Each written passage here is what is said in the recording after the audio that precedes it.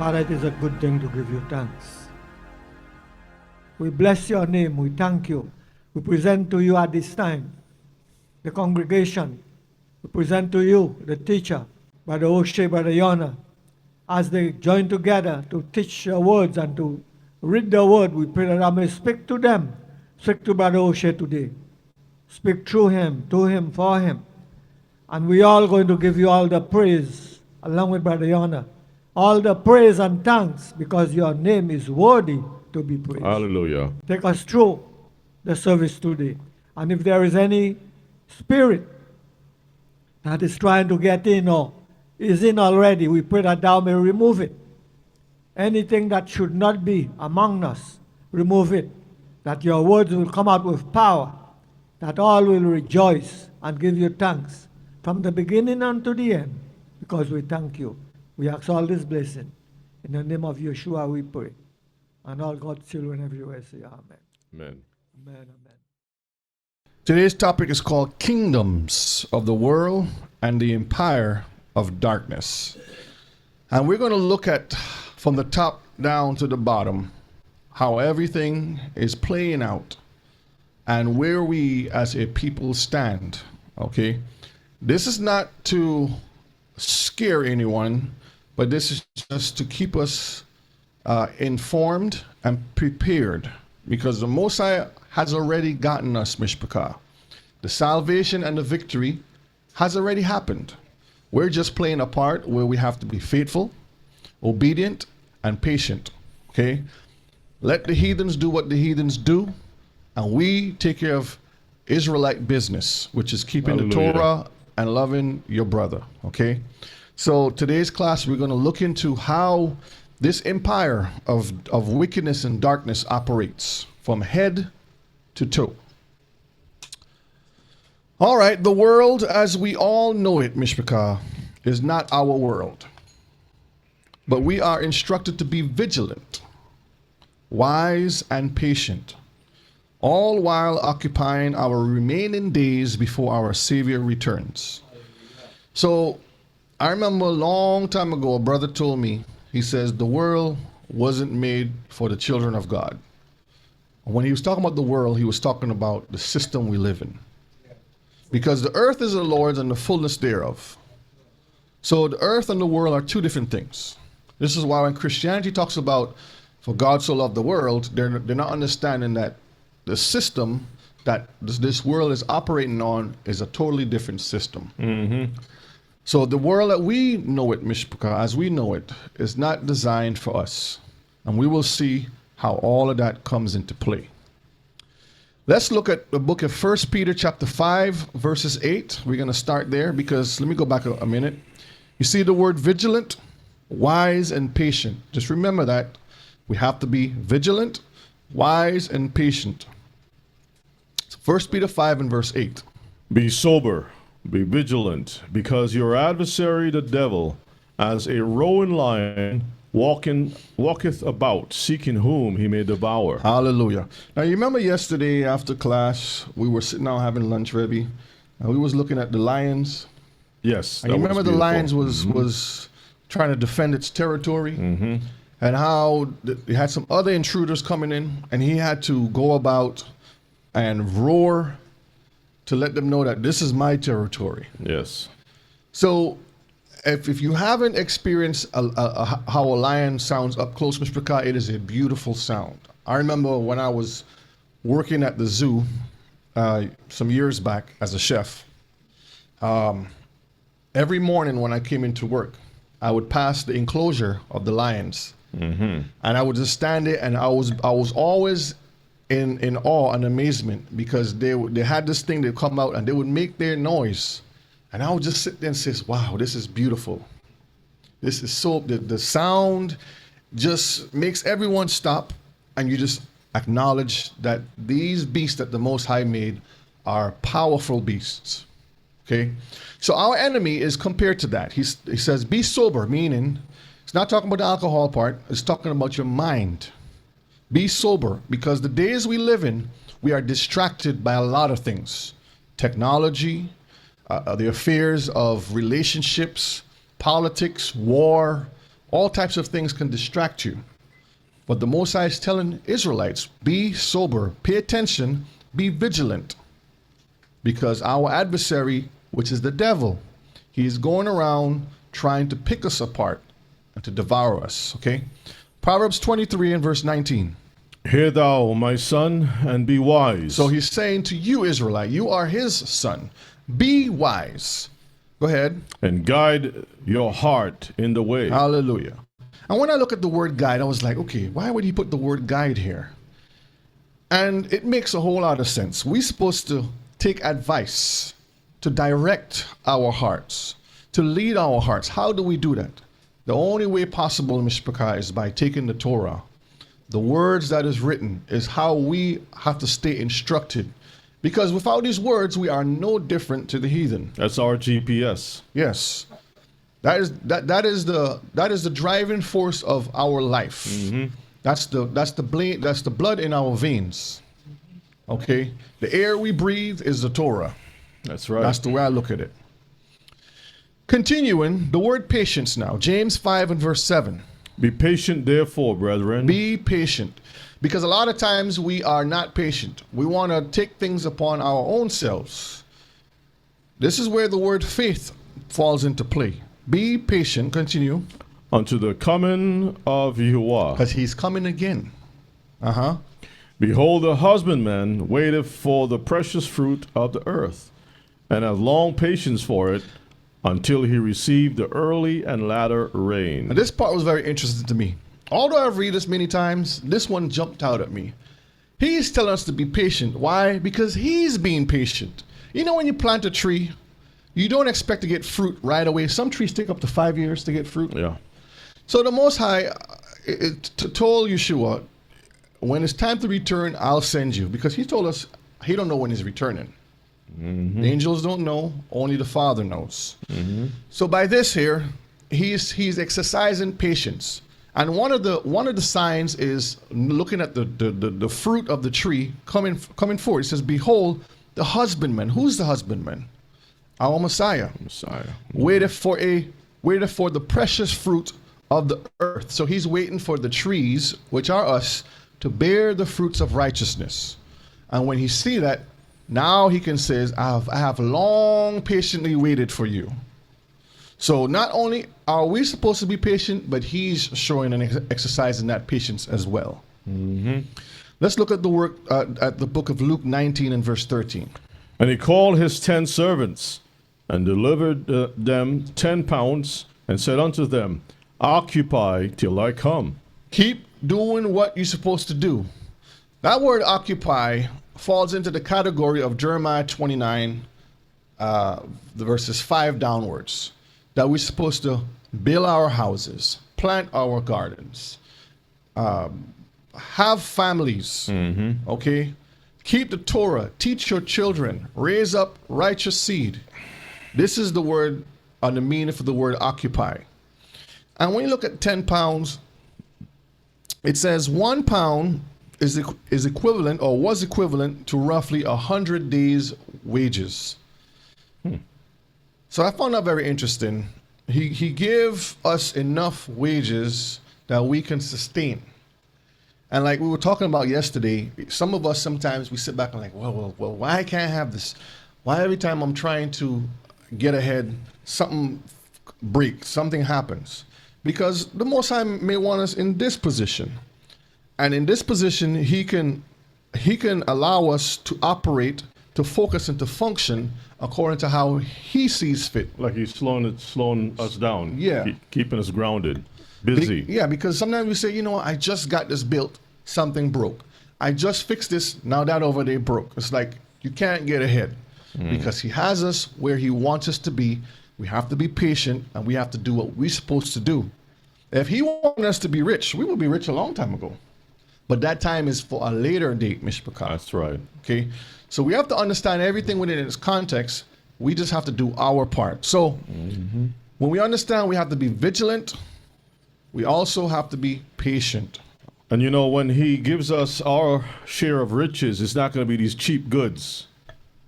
Low quality stuff that is mixed with all kind of garbage in it. It's going to be high quality. Right? High quality gold and silver. Best of the best. All right, so the powers that currently control this world all have one major job to do. Can anyone in the chat, okay, in the chat, put your answers, and anyone here can answer. What is that current job that the powers currently have or is doing that they have to do? What job do they have to do right now? Let me see in the chat. The powers that currently control this world, they all have one major job to do. What job is that? Some people say steal, kill, and destroy.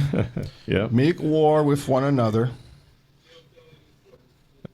As a matter of fact, if you can pull up me to pull that up? Drudge report, yeah.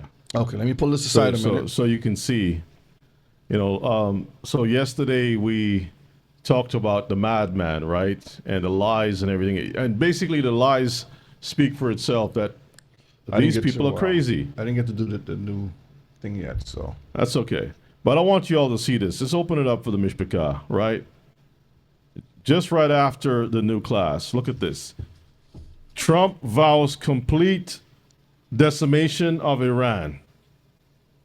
We're supposed to be having a peace plan right now, right? A ceasefire. Click on that. So he says, this just goes to show you the madness. Uh-oh. All right. He says, U.S. warships are being reloaded with the best weapons ever made for a complete decimation.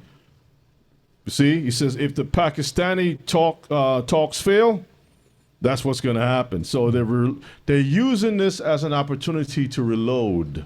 That's all it was. Okay. You see what it says? All right. You can close it out. Just want to share that with you all.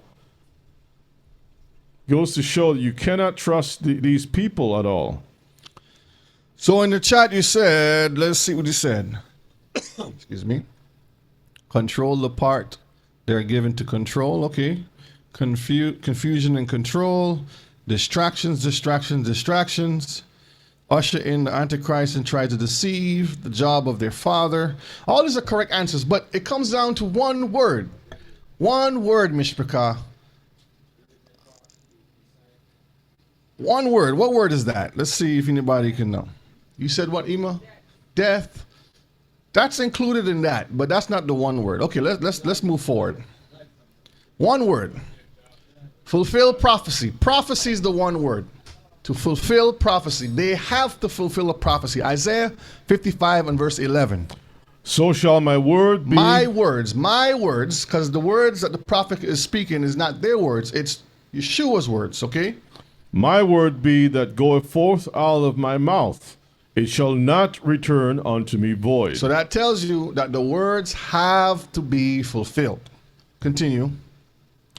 But it shall accomplish that which I please, and it shall prosper in the thing whereto I send it. So where he sent that word, so he calls, and for example, he called Isaiah the prophet. He said, Isaiah, I call you. I want you to go and tell these people what is going to happen in these last days. Isaiah said, okay. He went and he talked to the people, whether it's his people or the other nations, depending on what word that was at that time. And he had to go out and spoke it out of his mouth. And we have it recorded and written for our learning so we can see that when he spoke those things, today we're seeing these things being fulfilled right before our eyes. Next question I'm going to ask. How many prophets, and I know there are hundreds of prophets, but how many prophets that the Most High sent pertaining to, and this is just a question, this is not something that you have to answer, but how many, just think about it, how many prophets did the Most High sent forth as far as prophecy is concerned in end time prophecy?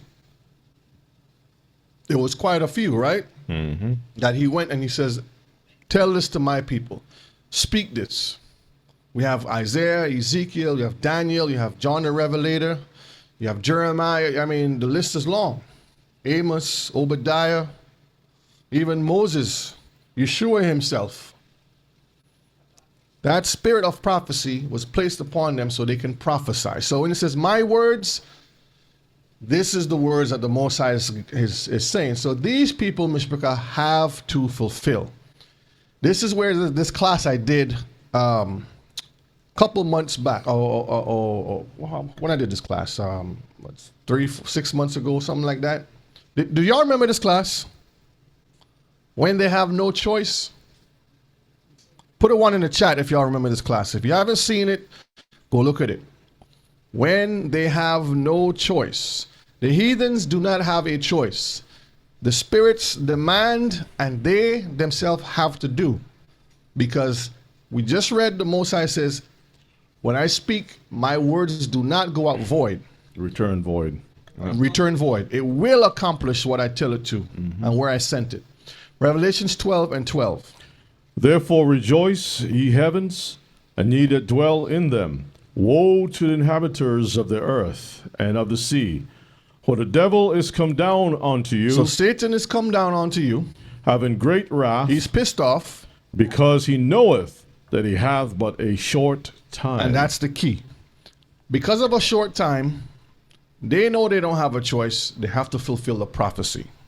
So as we're going through today's lesson, we're going to see how all this plays in. So today, we're going to look at a brief breakdown of the power structure of the kingdoms of this world to understand what we are all up against. Now, a lot of us have some of this information from years back, but as the days are coming closer, a lot of things are fulfilling, and there's a lot of updates within these prophecies and things that we have learned about over the years. Remember, if we are not careful, okay, if we are not prudent or studied, some or even many will be deceived like Eve. And what is the cause of deception? What is the cause of deception? Anybody in the chat tell me, or in the room here, tell me. What causes deception? One word. Ema? Not paying attention? What causes deception? Unbelief, lies. That's correct, Sister Natasha. Disobedience. Disobedience is what causes this deception. Because when you disobey, now you will be deceived. If you're not going to follow the Torah, you will end up being deceived. This is how Eve was deceived. Because the Most High give the structure to happen for her to listen to Adam. She didn't listen. She went and do her own thing. Deception happened. This is what happens with us. In the last days, when it says, even the elect, if it were possible, because when you don't follow the Torah, you have the opportunity of being what? Deceived. That's a good point that you made there. Very good point. Because this is why we have been taking the time to advise our people to stay away from being too wrapped up into the affairs of this world. Because that's what Yeshua talked about, that the seed that fell upon good ground, it grew. And those that had the weeds or whatever, it's the affairs of the world that causes not to function and to produce. You see, when you're doing farming, right? And what he was talking about is basically agrarian life. When you're farming, you got to dig up the roots of everything, all the competition around. You got to take that up. Till the ground. And then you got to make sure that it's safe to put down the seeds that you want to grow. Now pause a minute, not to lose your thought. Is tilling an easy thing to do? No. Okay, that's all I want to ask. It's not easy. It's a lot of work. But the point is that you want to eliminate anything that's going to rob your intentions, rob you of what you're trying to achieve, right? And so when we don't, this is why he told Israel, when you come into the land, you got to rip up all those other competitions, because if they are around you, their roots is going to sap your energy. Their roots is going to rob you of your joy. And eventually you'll be weak. And so a lot of times when we are planting our gardens and we don't take up certain things, as I'm always reminded, you got to go take up those roots. You got to take up those roots. You know, trees will extend their roots for long meters, right? And so you got to take them up. Otherwise, they're going to mess you up. So how does that apply today? Well, if we have a lot of things in our lives, intermingle into our lives, it will sap us from being attentive, from receiving the Torah, from being faithful to the Most High, so that now, as you said, we'll be deceived. It'll be easy for us to be deceived. And I was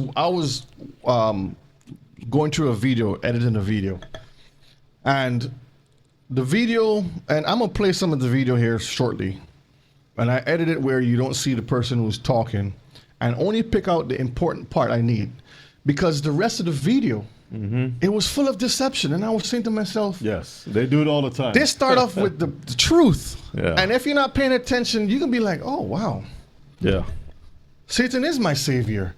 yeah. You can't make this stuff up, Mishpachah. These people know exactly how to deceive. And if you don't know what you're looking for, you will be deceived. This is why we have to stay studied. And we're going to see. Focus. That's right. That's right. So Ezekiel 12 and verse 18. Let's start there. Son of man, eat your bread with quaking, Uh-huh. and drink your water with trembling and with carefulness. This is very important. We have to be like soldiers because we are in a war, a spiritual war. This is why when Gideon was looking for his soldiers, he says, when you go down to drink water, let me see how you drink water. That's right. Are you going to have your head down, not paying attention of your surroundings, or are you going to pay attention while you lap that water? And those who didn't pay attention, they got sent home. Because if we are not aware of our surroundings, we will be taken out. We will get got, as they would say. Get got, okay. And our families will also suffer the same losses because we are all connected. And when one person go down, it affects the next side. Okay, so we have to be very careful when we're eating our bread, when we're who we're sharing our bread with, who we're breaking bread and drinking water with, all these different things. Okay, Proverbs 22 and verse 3. A prudent man foreseeth the evil and hideth himself, but the simple pass on and are punished. This is one of the verses that always stood out to me when I was growing up, because a lot of times you have people that with your peers in church, friends at school, and they would always tell you, man, you always watching stuff and always worrying about this. I'm not worrying. You have to pay attention and you have to be aware of things that are going on, because if you don't, you're going to be passed on and become punished. Oh, you always talking about the end time stuff because that's what I was instructed to. Yeshua says, do what? It's our Creator told us to pay Look, attention. pay attention that you will not be deceived. So if you're so imagine that you have you buy a brand new BMW, brand new. As a matter of fact, you ordered straight from Germany and they delivered to you, and you got the manufacturer doesn't include well. Be careful with when you're driving on the road. The manufacturer says to us, safety first. I mean, it tells us that what we got to look out for, what you got to be careful for, right? To protect your paint, protect your windshield, certain things. If you let your car stay parked under a tree, and then all of a sudden you see clumps of doo-doo on top of that thing, don't be surprised if that thing burns right through your paint. The acid, messes up your paint. Right? And eventually it starts to corrode and your car will be compromised. So if your manufacturer is telling you to look out for these things that we would say is vanity, what about our Creator? Yeah. And if you notice, the first thing Yeshua said to the disciples, first thing he said, Matthew 24 and verse 4, read that for me. It says, and Yeshua answered and said unto them, take heed that no man deceive you. That's the first thing came out of his mouth. Before he went down the list of things that are supposed to occur. Why is this important? Because deception is how the enemy works. He moves in deception, in the shadows. He moves amongst the gray areas. It appears to be truth, and before you know it, you're stuck in quicksand. You know that runs parallel with the Garden of Eden? Yes. Many will come in my name. Yes. That's the Satan Same coming and thing. says, yeah, God said it. Because he's speaking for God, telling you to do something else. So a prudent person, Mishpachah, is a person that have their head on a swivel, that is looking around and is trying to figure out what is going on. Like the animals out there, the Most High give them the instinct. Yeah. They just don't sit there and just eat grass and don't know what's going on. The minute they smell a little wind or sound, they're all looking to see who is coming. Because if that was the case, it'd be easy pickings. You just walk up to the animal, hey, Let's grab it. and grab it. Yeah. You got to watch, Elder.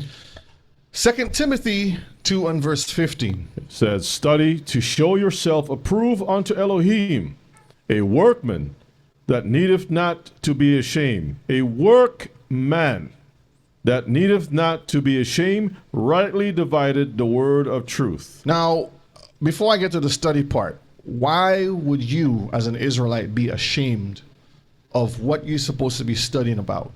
Why are you ashamed to wear the fringes, the beard? Why are you ashamed to be called a Israelite? Why are you ashamed to serve the Most High, to keep the correct Shabbat days? Why are you ashamed of the truth? Because of all the distractions that we see out there. We are not studying to show ourselves approved. When you, and this is for everyone individually, you know what you are strong in. You know what you enjoy and what your strongest things are. Some of us are mechanics. Some of us are carpenters, good bakers, seamstress, good with literature, music, whatever that you are strong in. Put that into the same perspective. But some of us are good at pointing fingers at other people. Pointing the fingers, blaming. But the focus, Mishpachah, is to understand that we are supposed to be studying in the Word, so when it's time to know the deception, we can rightly divide the word of truth Hallelujah. from the word of deception. That's right. Okay? Matthew 24 and verse 24. For there shall arise false Christs and false prophets, and shall show great signs and wonders, insomuch that, if it were possible, they shall deceive the very elect. This is where I was going, Mishpachah, because if we are not careful, if we're not prudent, and if we don't study, we can be deceived. Remember, Eve was in the garden. There was no sin on earth. There was no crime. It was the perfect environment. Temperature was beautiful. Food had no diseases or nothing in it. Okay? Animals were your best friends. It was a perfect world. And she got deceived because she wasn't paying attention. She was being disobedient. And this is what happens to all of us. We don't pay attention, we become disobedient. And we now are deceived. You want to say something? That's why we are suffering today. Even the very ground don't want to bring food for us to eat, Part of that curse. because this was from the beginning, and it continue up to this day. And it is only by the mercies of Elohim that we are getting something from that to feed ourselves. All You know, Elder, when you mention about even the ground, we all came from the earth. We are Adam, right? The earth is Adam also. Earth, right? And when you mention about the tilling of the soil, Yeah. and Ella mentioned about it doesn't want to yield, we actually are beating the ground.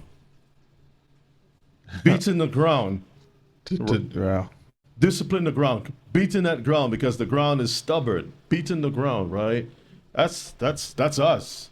It's like we have to be corrected to produce anything. That's why that word workman, a workman that needeth not to be ashamed. It means that we gotta put the work in, family. We gotta self-correct. We gotta beat our own self. Not like the Catholic Church that flog yourself with a whip, but we have to use the word to correct us. And don't be offended when the word corrects us from a different place Yes. either, because it's needful. Yes, correction is part of the process. No one is perfect by themselves. We are only perfect through the word. So when one of us makes a mistake, expect one of us to correct that person. That's We right. shouldn't be offended because your brother, sister is telling you that you did something wrong. Be humble about it, because you may feel some way, and I could talk about myself. Many times I felt some way, but guess what? I have to humble myself, because that is the way it's supposed to be. With the law comes the judgment. It's both. You can't separate the two. And that's part of the growth. Trimming. When you trimming a plant and you tilling the ground, that's the judgment part of it. So the plant can grow. Yes, Elder. Yeah, as you mentioned, is the word that making us. We cannot make ourselves. If the word of Elohim is not in us to build us up, to help us to grow, we will not grow. That's why we have to study. Have to study the word. We have to apply the word in our life, in our hearts, and we have to live it. You cannot just hear it and it go through one ear and pass through the other one. You have to do. Yes. Correct, Elder. This is Pinky and the Brain. Take over the world. Because when you watch this, how many of you have seen this cartoon before? This is the whole concept of this cartoon. They are trying to take over the world. That's all they're trying to do. So this is just the beginning of their wicked plans, Mishpachah, that they have been planning since the fall of mankind, the fall of the angels. They have been planning this all along. So we are going to take a look at the hierarchy of their evil kingdom. So sit back. Today's class is going to be very interesting. Okay. All right. So this is what you call a pyramid. And if you notice, the devil operates in a pyramid form all the time, from head to toe. This is why you say, pyramid scheme. The word scheme comes behind the word pyramid, because at the bottom you're not making no money. The person at the top makes all the money, and you're out there being fooled and bamboozled. Sell this product. I remember this company came through trying to sell lotions and stuff, and they want to call you diamond, and they want to give you all kinds of stuff, and you sign up. Yeah, it looks good, and they give you a little package That was like in the 90s or something. late right? 90s, early 2000s. They had a lot of pyramid schemes. A lot of stuff going out there, and you're like, yeah, I could sell these creams and perfumes and lotions or whatever it is, and make money. If I sell these two and invite this two to the meeting, I get extra $100. And you're doing all this hard work, and before you look around, you only make $100. You did that too, brother? Or sell a vacuum cleaner. Yeah. All kinds of stupidness. 80s. Amway, Nutrisystem. There's a whole lot of companies out there. Pyramid scheme. This is how the devil operates, via pyramids. So from the head to the bottom. So look at this. You have the word God, and the word God is a title. So don't get it confused with our Elohim. It just means a power or a title, and it's in small g, referring to the way how the world sees it. Okay. Then you have the religious order. This is what falls next in line. The royal families, the secret societies, the governments, corporations, Hollywood agents, world media, and we the people. Today we're only going to cover the first four, because there's a lot of information. And next time we'll cover the last four. Okay, this is why I split it in two, and we'll see why. All right, let's begin. The word God. 2 Corinthians 4:4. We're going to see what God they're referring to. In whom the God of this world, have blinded the minds of them which believe not. The God of this world. Remember when I started, I said the world is not made for us. I was referring again to the system, because the earth is Yahuwah's, and the fullness thereof. Hallelujah. But the world belongs to Hashatan, Satan and his dominion, for a time and for a season. So right now, currently, the God of this world hath blinded the minds of them which believe not in the one true Elohim. Revelations 12 and verse 9. And the great dragon was cast out, that old serpent called the devil and Satan, which deceiveth the whole world. He was cast out into the earth, and his angels were cast out with him. Now this is very interesting, because the Bible itself, like I always tell everyone, it is part of a beautiful script that the Most High has put together. And you have the actors, the actresses, you have the hero, the villain, you have the damsel in distress. You have all of these roles that they have to play. And this particular character, which is the villain, he comes in many forms. One of his names, Great Dragon, Old Serpent, because he was in the garden, the devil, and Satan. And we're going to look at some more names later on too. But he's the one that does what? Deceiveth the whole world. How is he deceiving? Because the world did not receive the Torah. Remember, the Torah was only given to those who have the covenant. To Jacob and to Israel. That's what it says. Psalms tells you about that. He giveth his word unto Jacob and his word to Israel. He has not dealt so with any other nation. And there are many other places that we can see that. So when it comes to the word S-I-N, it only applies to Torah-keeping people. Go ahead. You know, Satan introduced covetousness into the world, that you should not be satisfied with your position that the Most High has given you, that you should have more. And that spirit of covetousness, we see that in other forms. This is why the Bible says the God of this world have blinded the minds. And the question is, how are people's minds blinded?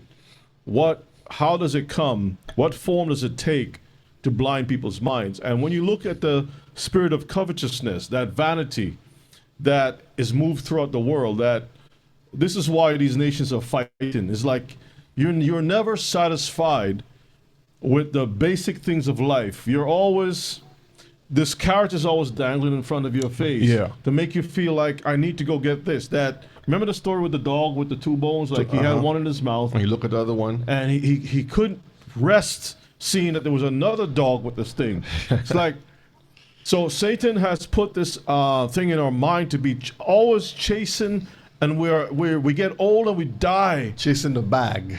Chasing after all of these things. And some newer car is out. Some newer this is out.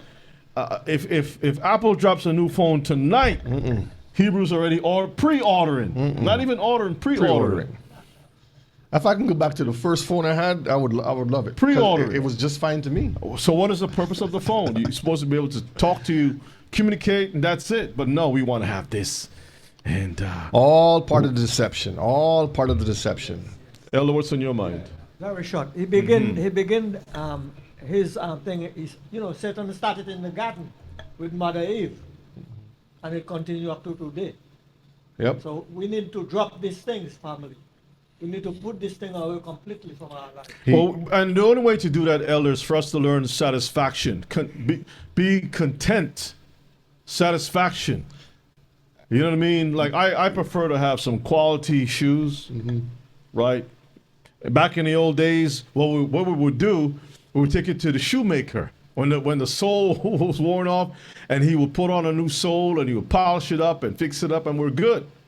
Your suit has a rip or whatever, take it back to the tailor, fix it up, and no, not now. These days, we don't do that anymore. Just order Amazon. And Mishpachah, the devil understands the 5 senses. 5 senses. And he used that in the garden. How beautiful that fruit looked. All of a sudden, that fruit was there for a long time. All of a sudden, it looked beautiful that one day. He knows how to deceive and to distract, okay? So Satan, which deceiveth the whole world, that's the blinding of the minds, was cast out onto the earth. And when he was cast onto the earth, he created this world, the system that we operate in, That's right. to function on his behalf to fulfill the prophecies that we are seeing today, okay? Ephesians 6 and verse 12. For we wrestle not against flesh and blood, Spiritual stuff, but against principalities, against powers, against the rulers of the darkness of this world, against spiritual wickedness in high places. So that ruler of darkness is the God of this world. And the spiritual wickedness in high places, we're going to see that. Go ahead. Now, you have three beautiful verses of in the Bible here, right? And you got blinded the minds. So when you're blind, in many cases you're feeling for something, but if you have an understanding of what you need to put your hands on, you will be able to identify that which is good, Yeah. and that which is evil. Right. When you're deceived, it's as if you're blind. Yeah. Right? Again, you need to have the Torah to tell you to differentiate between what is healthy, what is not. Right? The rulers of the darkness of this world. So when you're wrestling, something is trying to hold you in a certain way. So you can't breathe, you can't move, you can't do anything. That thing is holding you. You know how wrestling is already. Right? When a wrestler, when you got someone about 400 pounds is on top of you and you can't move. Stuck. They're going to give you a necktie. A necktie. What's that, Elder? Come on, Elder. Tell us. What's a necktie? I don't even know about that. What else? A headlock? Yeah. Okay. All right, Elder. So Sister Dawn, he says, I'm Brother tired. O'Shea is the only them Israelites who's unbelief. So we're referring to the minds being blinded. This is both Israelites and non-Israelites. And the case of the Israelites, those are the ones who either refuse to keep Torah or have not taken the time out to want to learn Torah. Because there are stages and levels to that. You have people who would hear the word, like the sower, and the word is there, but their heart is not into it. And then they'll get comfortable and go back to what's comfortable for them. And then you have those who really are tired of the grind and the rat race and the rat wheel. They just give And in. they say, you know what? I'm sick of this. I'm going to serve the Most High no matter what. So when it comes to the minds who are being blinded, it's a vast net that the enemy has it on his people and the Most High's people that refuse or that are asleep. This is where when we wake up and we start to learn Torah, this is why I showed earlier, you have to be vigilant, you have to be careful, you have to strive, you have to study. These are things that you have to do in order so you won't be caught up in this net. All right, let's move on. So the devil, our adversary, has many, many names and titles. These are just a few since creation recorded throughout each culture. So when you go through each culture, everybody has a name, but this is a few.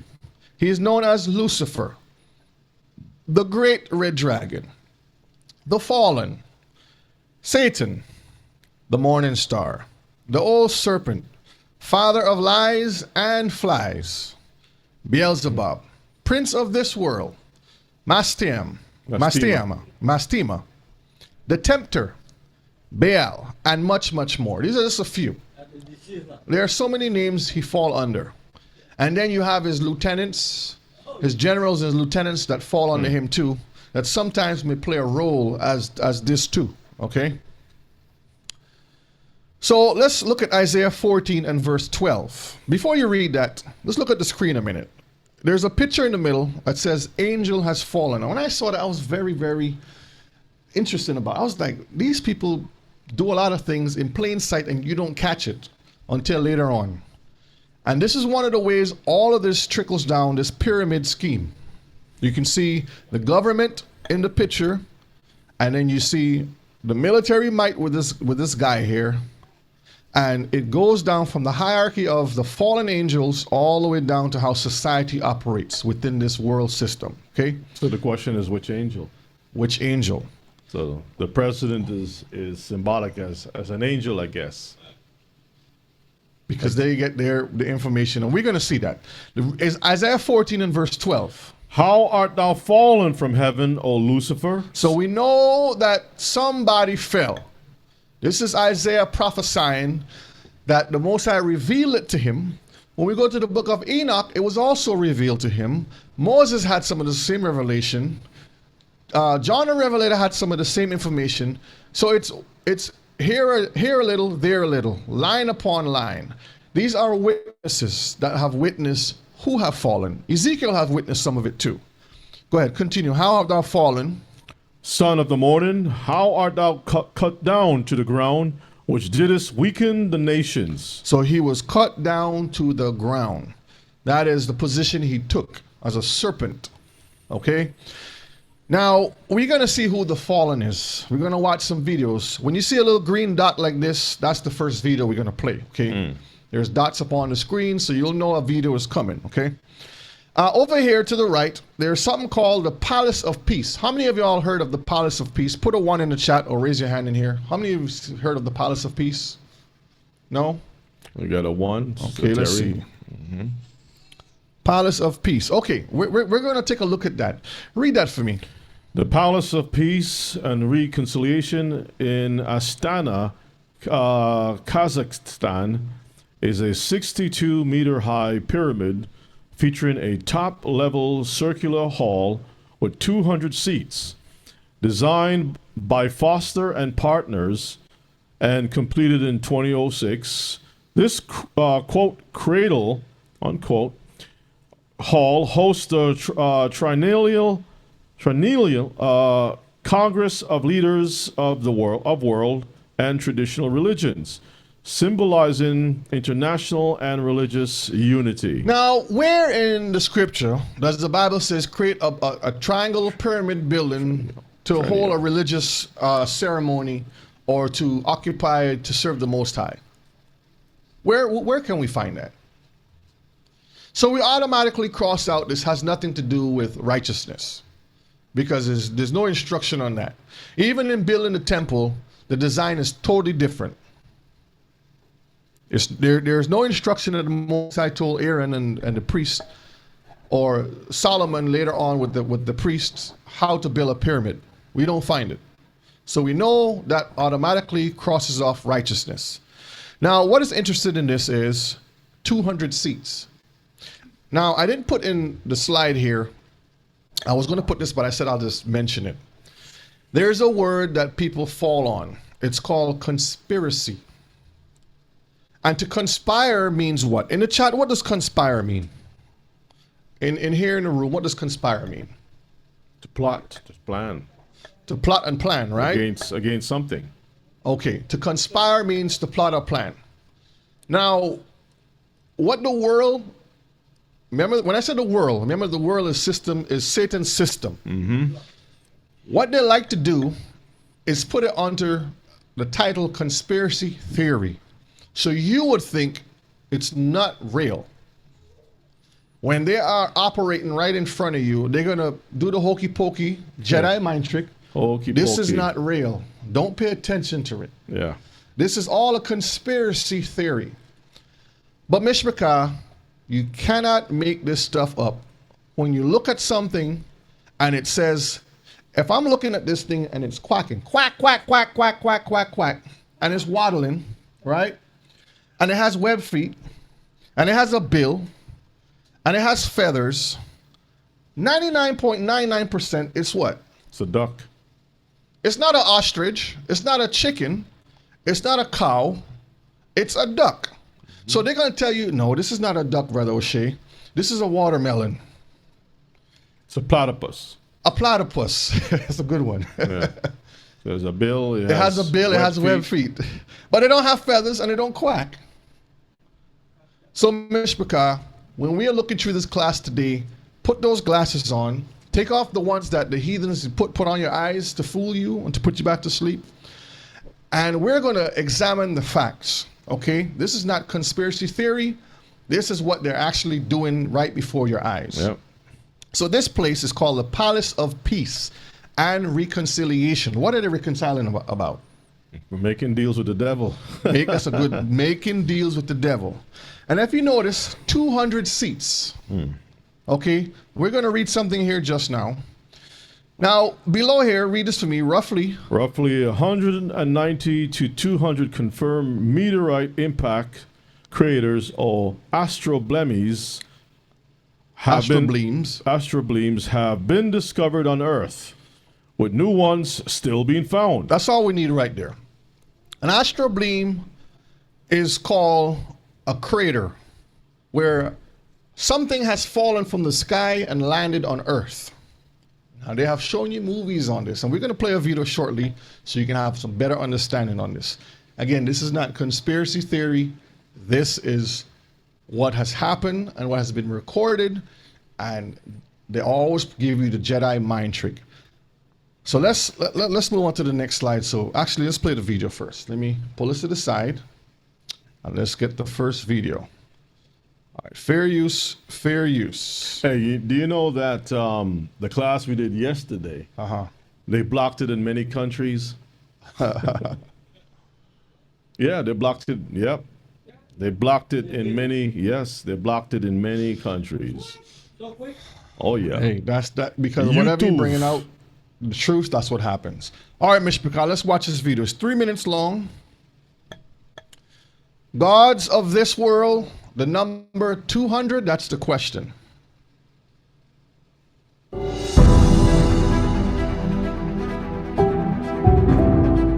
The Palace of Peace and Accord, also known as the Pyramid of Peace and Accord, is a stunning and unique building located in Nur-Sultan, Kazakhstan's capital. Reaching a height of 77 meters, the structure is made up of 5 stories of triangles. The pyramid was specially constructed to host the Congress of Leaders of World and Traditional Religions. So I'm going to pause it a minute. It was designed to hold the Congress of Leaders when it deals with religion. So they're making a place so they can have that connection to the spirit realm. Okay?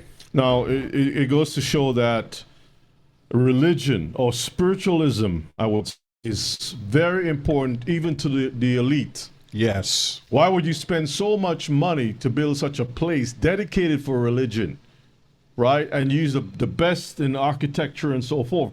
But they want to tell you not to keep the Most High's commandments, which is something spiritual. Yep. When you mention it, they block you. They block you, yep. The pyramid provides accommodations for delegations of many world religions. In addition to the conference chamber where the Congress is held, the 5-story building also houses an opera hall, the Museum of Natural History, the Research Center of World Religions, the Library of Spiritual Religious Literature, and exhibition and conference rooms. The building was conceived as a global center for religious understanding, the renunciation of violence, and the promotion of faith and human equality. Here, 200 delegates from the world's largest religions and faiths gather every 3 years in a circular chamber. Here, 200 delegates from the world's largest religions and faiths gather every 3 years in a... I'll pause it. Let me ask in the chat because we're going to go through it. Why did they choose to have 200 seats? Anybody in here can answer to. What do y'all think? Why do you think 200 seats? Same thing with the 200 meteors that hit the earth, which may be fallen angels. That's right. They're making a room for, these angels. They want to tap into these angels. That's all it is. We're going to see. We're going to see. circular chamber. Right now, about 200 craters and or astroblems that have been discovered. Now, an astrobleme is an impact scar, but it's usually buried beneath the surface. It's called, literally translates as star wound. Star wound. We're going to see how stars are connected to these fallen angels, okay? Translates as star wound. Well, like I said, there's about 200 craters and astroblems that have been identified on Earth. The book of Enoch, it says there were 200 angels that fell from heaven. We're going to read that just It's now. a city called Astana, which, if you rearrange the letters, says the word Satan. Look at that. The word Astana, when you rearrange the letters, it says Satan.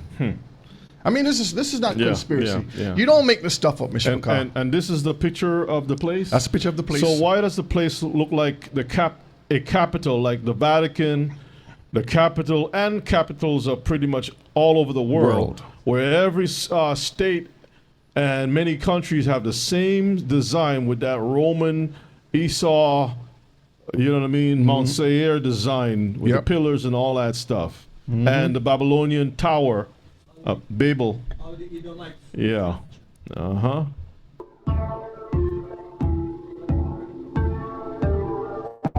In this city, which is in Kazakhstan, there is a pyramid called.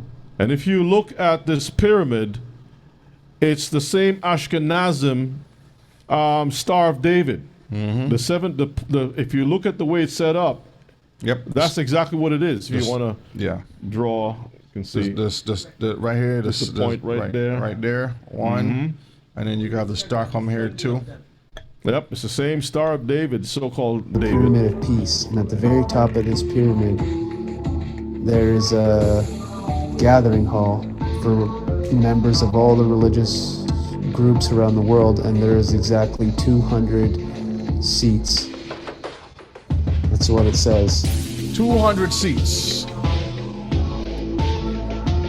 It says there's 200 known craters on Earth. So there's around 190 to 200 known craters on Earth, and 200 fallen angels from heaven. Now, is this something fiction or what? Of course. The Bible say this happened. You look at it. 200 angels fell, right? According to what is written. Book of Enoch, yeah. You have 200 craters, and then these people make 200 seats. And they're not making a building for transportation, or the building of agriculture, or the building of fine art, or the building of whatever, right? Yeah. It's a building for religious and spirituality. That's right.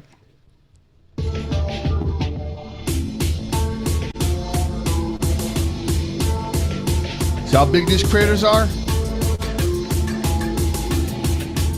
Even Arizona had the big craters that you drive through.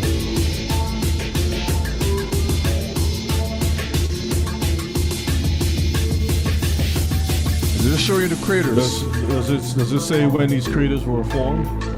It just says long time ago. They don't really give any numbers. They're not telling us They exactly can how tell long you. ago, huh? No. So, Mr. Picard, that's the first video. The first video, okay? So the fallen. All right? Now let's look at the next slide here. Enoch 3 and verses 5. Then swear they all together and bound themselves by mutual imprecations upon it. So these are the fallen angels that came down. When we read Genesis 6 and they talk about the sons of Elohim saw the daughters of man, this is what this is referring to here. Continue. And they were in all 200. So 200, okay. Who descended in the days of Jared on the summit of Mount Hermon. And they called it Mount Hermon because they had sworn and bound themselves by mutual imprecations upon it. Matthew 4 and verse 8. Again, the devil taketh him up into an exceedingly high mountain and showeth him all the kingdoms of the world and the glory of them. This is the highest mountain in that area that they went to. Mount Hermon, read the highlighted part. Known as the highest point in Israel and the Levant. So when we see this mountain here, this is where these angels came down upon to do this connection. Have a meeting. And this is where the UN, Mishpachah, have their place. I forget what the hotel is called, but it's a well guarded place that no one can go to. In Mount Hermon. Mount Hermon. Let's find that. Okay. All right. Have you ever wondered why stars are always associated with angels? That's the question. Have you all ever wondered why, when it comes to the angels, there's something called stars? Or why the stars, they always have these star symbols showing? Okay, well, the Bible shows us many examples, and we see also the symbolism of stars today connected to many fallen angels. Now, before I get into reading, look at these pictures right here. These are a variety of stars that are connected to various of the angels. A lot of us have seen some. Some of you may not have seen some. Well, this one over here, under the Matthew 2 and 2, this is an 11-point star. This is known as a star of war. And this is what the Statue of Liberty sits on. And we're going to talk about that day in a little while, okay? Now, let me start with the book of Joshua 8 and verse 2. Let me go there first. Joshua 8 and verses 2.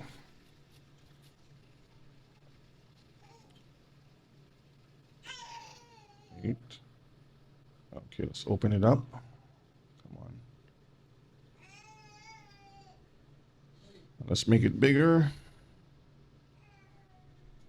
Okay, Joshua 8 and verses 2.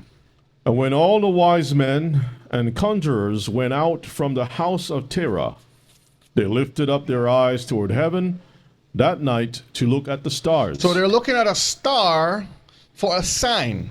Okay, continue. And they saw, and behold, one very large star came from the east and ran in the heavens. So a star is not going to be running in the heavens. These are angelic beings that are operating, because when you go back to the book of Jubilees, I think I have it here too, it tells you that the Most High put in control of the luminaries, elements, and various things on earth in the control of the angels to perform. One is controlling the east wind, one is controlling the west wind, and so forth. One is controlling the sunlight, one is controlling the rain, and so forth. This is why when it comes to weather warlocks, as we talked about in previous classes, the information that these people are getting from these fallen angels know exactly how to manipulate and how to master and trigger certain things. Okay? Finish read that. And he swallowed up the 4 stars from the 4 sides of the heavens. So what star is going to swallow a star? This is telling you that this is angelic beings that are operating at this level. This is just one. Let me pull this to the side a minute. Let's look at another one.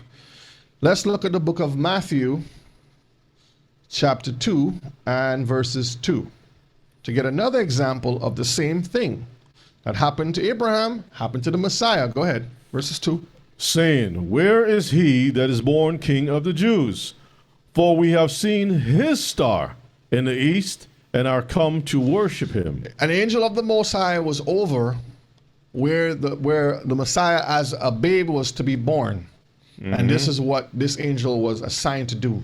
Light the whole area as a sign so they will know where the child is going to be born. Yep, that was an angel. That's all it was. Here's another example. I'm going to give you plenty because there's a lot in the Bible. You just have to do your homework. Revelations chapter 9 and verses 1. So we will know that when we see the word star, we can connect it to the word angel. Revelations 9 and verses 1. And the 5th angel sounded, and I saw a star fall from heaven onto the earth. So a star fell from heaven to the earth. Go ahead. And to him was given the key of the bottomless pit. So this angel is also known as a star. A key was given to him. This is another example. Let's look at another one. Revelations chapter 1 and verses 20. 1 and verses 20. The mystery of the 7 stars which you saw in my right hand, and the 7 golden candlesticks. The 7 stars are the angels of the 7 churches. That's all we need. 7 stars are the 7 angels. So do you see the pattern that is unfolding, Mishpachah? We see the pattern, right? Okay, let's go back over here. So Revelations 12 and verse 4. And his tail, talking about the devil, drew the 3rd part of the stars of heaven, and did cast them to the earth. And the dragon stood before the woman, which is Israel, which was ready to be delivered, for to devour her as soon as it was born. Devour her child as soon as it was born. This is a prophecy pertaining back to the Messiah. When we read in Matthew 2:2, it also links back to Moses and to Abraham also. Okay? He always tried to destroy the seed from these prophecies being fulfilled. So the devil, which was known as Lucifer, which is known as Satan, which is known as the great red dragon, his tail, his influence, took a third part of the angels with him on earth. Okay, we're going to see a video now, interesting video I put together, because they show you these things in the movies, but you never pay attention to what they show you. All right, fair use, fair use. This is video number 2. This video is called The Fallen. Is everyone doing okay so far? Hallelujah. All praises. All right, all praises. All right, let's watch this one here. The Fallen. You have much to learn by this Now, this is from the movie Transformers. Listen carefully. disciple. The cube was merely a vessel. Its power, its knowledge can never be destroyed. It can only transform. How is possible? It has been absorbed by the human child. The key to saving our race now lies within his mind. I'm going to pause it a minute because what they're illustrating right here or reenacting is the part with the Messiah.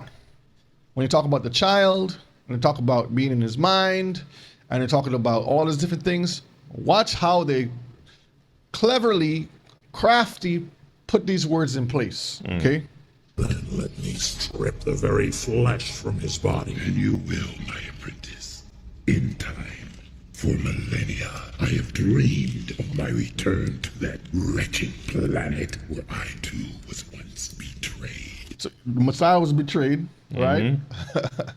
He wants to return. He wants to go back to heaven. This is where the Tower of Babel comes from, going back up. This is why his children, who are the heathen nations that operate under him, always want to fly to space. They always want to go back to heaven. That's Christianity. Christianity, yep. All they teach.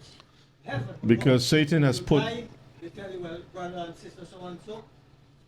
Brother and sister so-and-so, they go up to heaven. Right, right there on the earth, everybody stand around and the preacher telling you. That's right.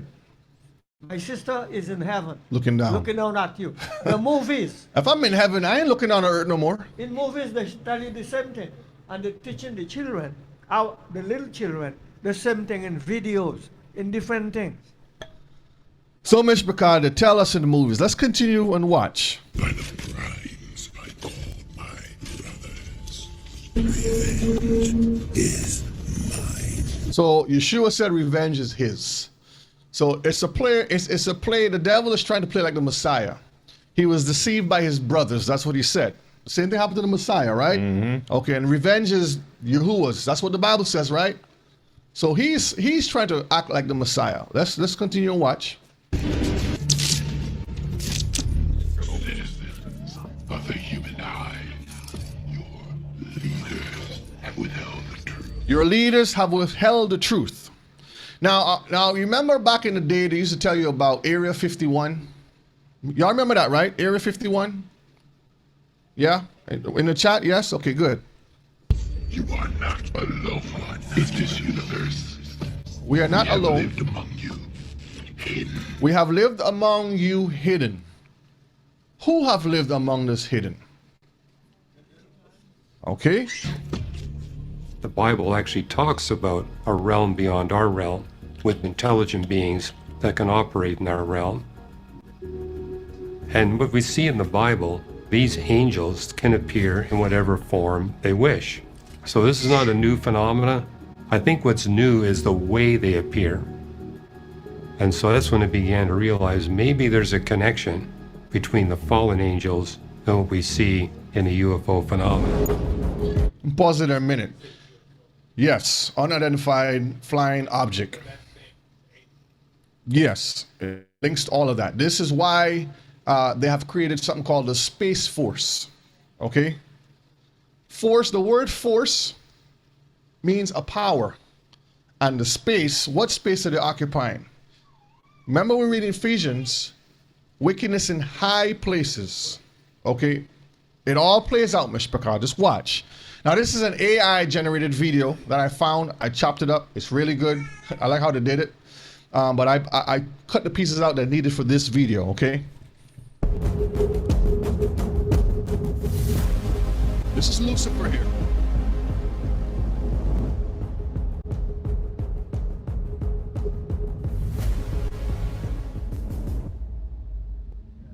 You were the signet of perfection, full of wisdom and perfect in beauty.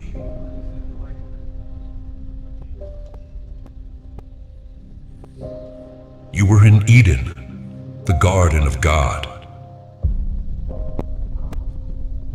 Every precious stone was your covering, and on the holy mountain of God you walked. You were blameless in your ways, from the day you were created, till unrighteousness was found in you.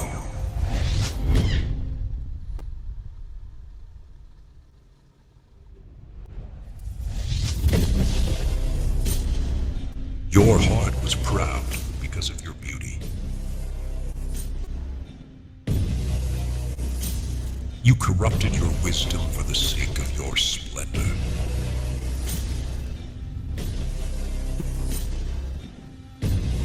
You said in your heart, I will ascend into heaven.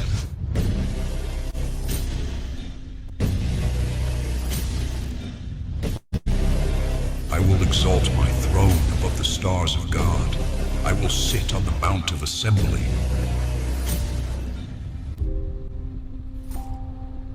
I will ascend above the heights of the clouds, and I will make myself like the Most High. You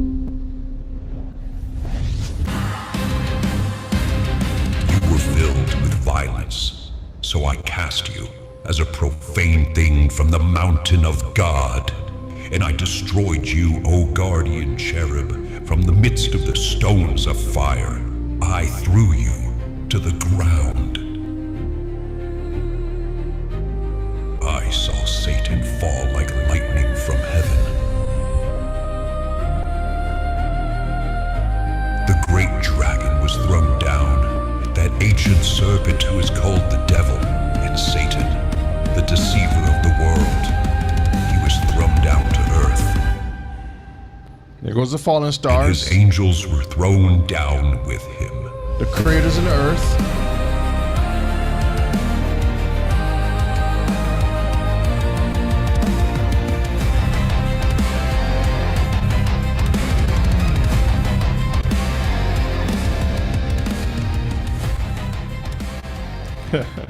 AI did a job, huh? AI. Hey, I was just doing a little research on the name Astana. Mm-hmm. And the word Astana, according to them, means capital. And then the word capital goes back to supreme, it goes back to Jupiter, the place of Jupiter. And Jupiter is the supreme sky god, right? So it goes back into Satan. That's what it goes back to when you follow the breadcrumbs.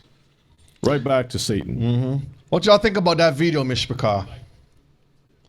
It was a good illustration. So, Mishpachah, when you see the word stars, this is why, and when we're going to part 2 next time about the Hollywood part side of it, these are your idols, these are your stars. The angels want to be worshipped. And this is where Hollywood gets their praise and their power from. But that's another side of the we're going to talk about later. And that's what I was calling the people, movie stars. Movie stars, celebrity stars, and all these different things all the time. We'll talk about that later on. Go ahead. You want to say something quick? Oh, and you know. No, that's the next class. I have to continue this part. And you know when they show you that intro for some of the movies, it got some stars that move right around the mountain. Yep. Top of the mountain. Yep. Yeah. So the fallen angels, the 200 of them, Now, I believe there's more, but the 200 of them, particularly assigned religiously for these people here. Now there have been many symbols and statues bearing light. We're continuing with the God of this world, okay? But to many, they were all given a different story behind them all. What is the real reason, Mishpachah, behind these light-bearing statues and symbols? That's the question I want to ask. All right, 2 Corinthians 11 and verse 14.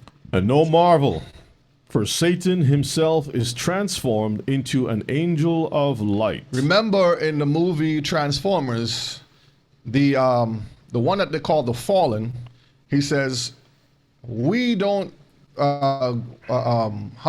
don't go away, we just transform. We just transform.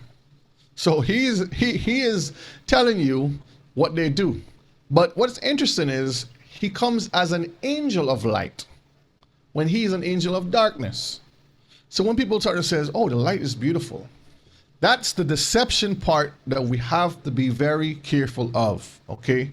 Because the word itself is the true light. That means he is going to bring you some of the truth. But behind that some of the truth is nothing but death and destruction. Verses 15. Therefore, it is no great thing if his ministers also be transformed. So his fallen angels also are transforming. As the ministers of righteousness, whose end shall be according to their works. This is why our Messiah says, the first thing he says when they ask about the end times, be careful of deception. Many shall come in my name and shall deceive many. Okay? The word Lucifer, what does that mean? It is translation of the word Hallel. In Isaiah 14:12, it means shining one, light bearer, or morning star. And that word Hallel also goes back to the god Mithra, which is the sun god, which the Romans worshipped. And this is a picture of it right over to the right. Sun worship, yes. Now let's look at video number 3. This is very interesting.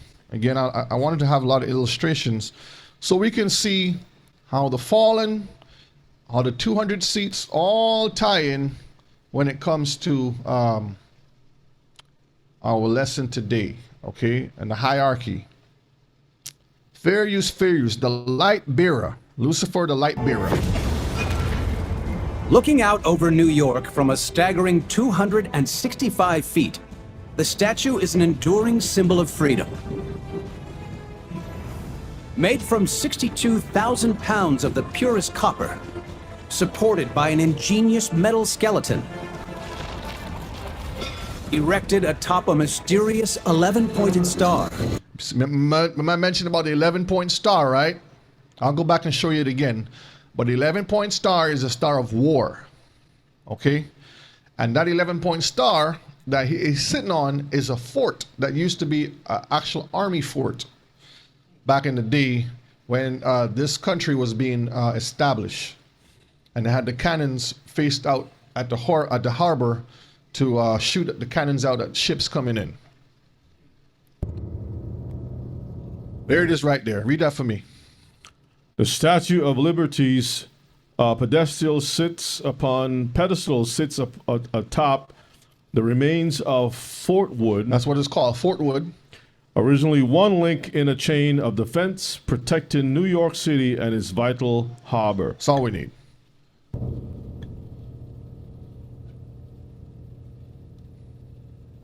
Mysterious 11-pointed star. There it is right there. Let me go back. It went too fast. Okay, you see how it looks right there? This is what this is here. Over here it says the housing, the essence of the unholiness. That's what I call it. Because there's nothing holy about it. And you see the star of the satanic star in the middle there? Mm-hmm. Okay. Got those words, those letters, all those Hebrew English letters. and Hebrew, and that's all part of the Kabbalah Yeah, Kabbalistic. and Jewish And in witchcraft. the middle, you got the Jewish Yeah. symbol, and you got the Yeah. pentagram in the middle. Yeah. 1, 2, And Hebrews three, will be looking 4. at this thing, thinking it's something special, and oh, you see, that's our stuff. All right, I don't remember any place in the scriptures where we were told to follow these things at all. And anything in a circle is ability to conjure up those demonic powers, to be infestated by these demons, legions. Yeah. Okay. She tramples on the chains of oppression with her enormous feet.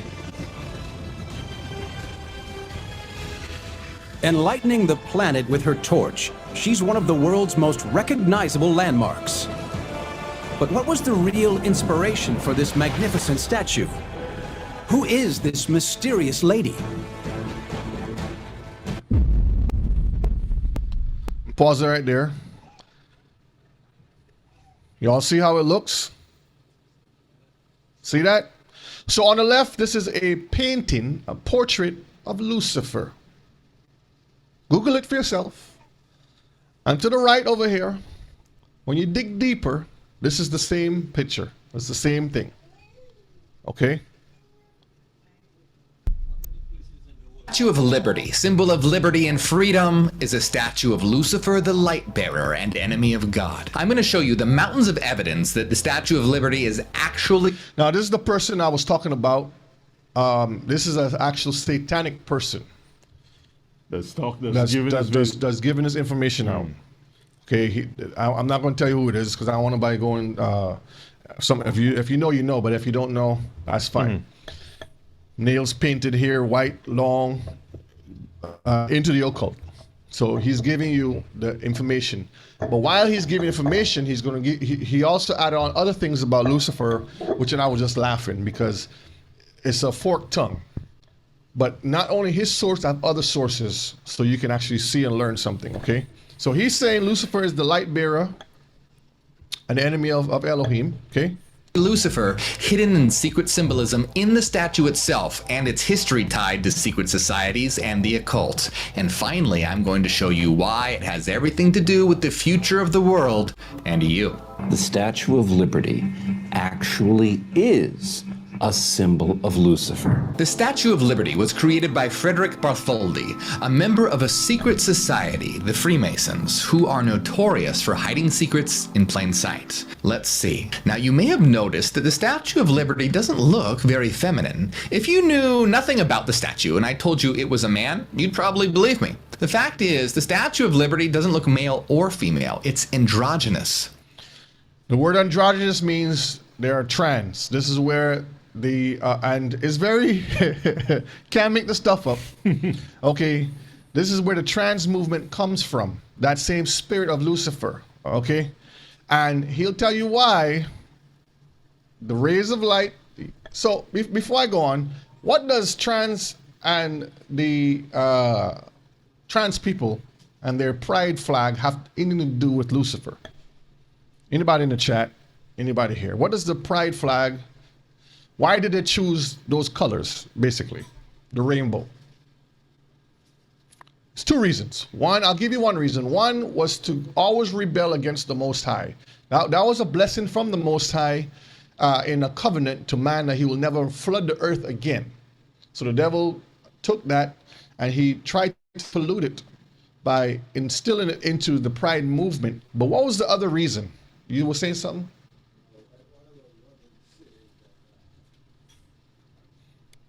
So rebellion is one. That's correct. What's the second one?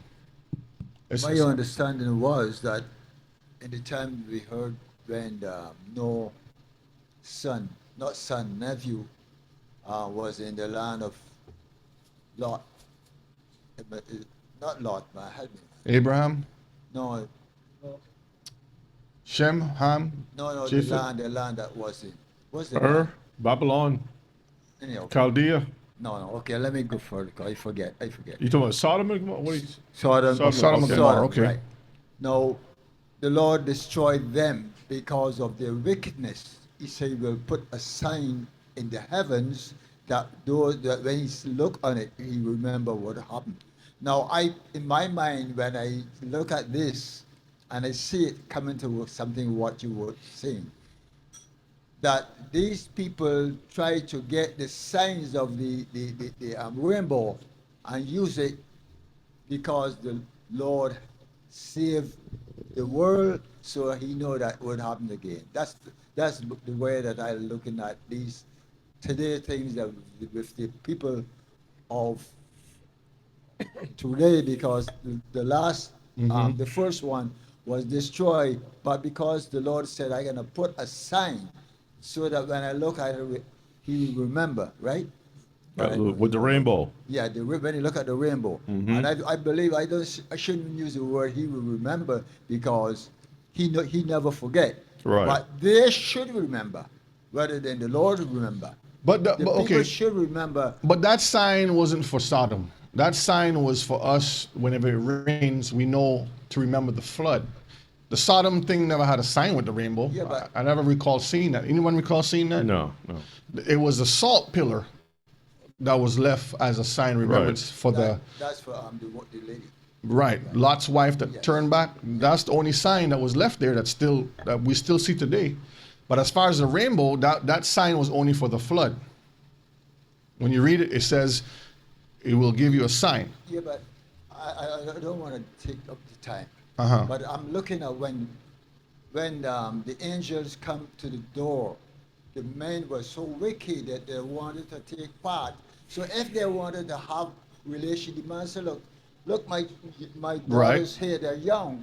They never see a man yet. You could take them. You don't want to take them, but you want to go with men. So then it shows you that, to me, that these men we call them anti-men or so on. So then if it's so being, it still remains the same thing that these people do today. Yes, Don't have yes. the same attitude. Yes, it's connected to a spirit. That spirit is what we're referring to here right now.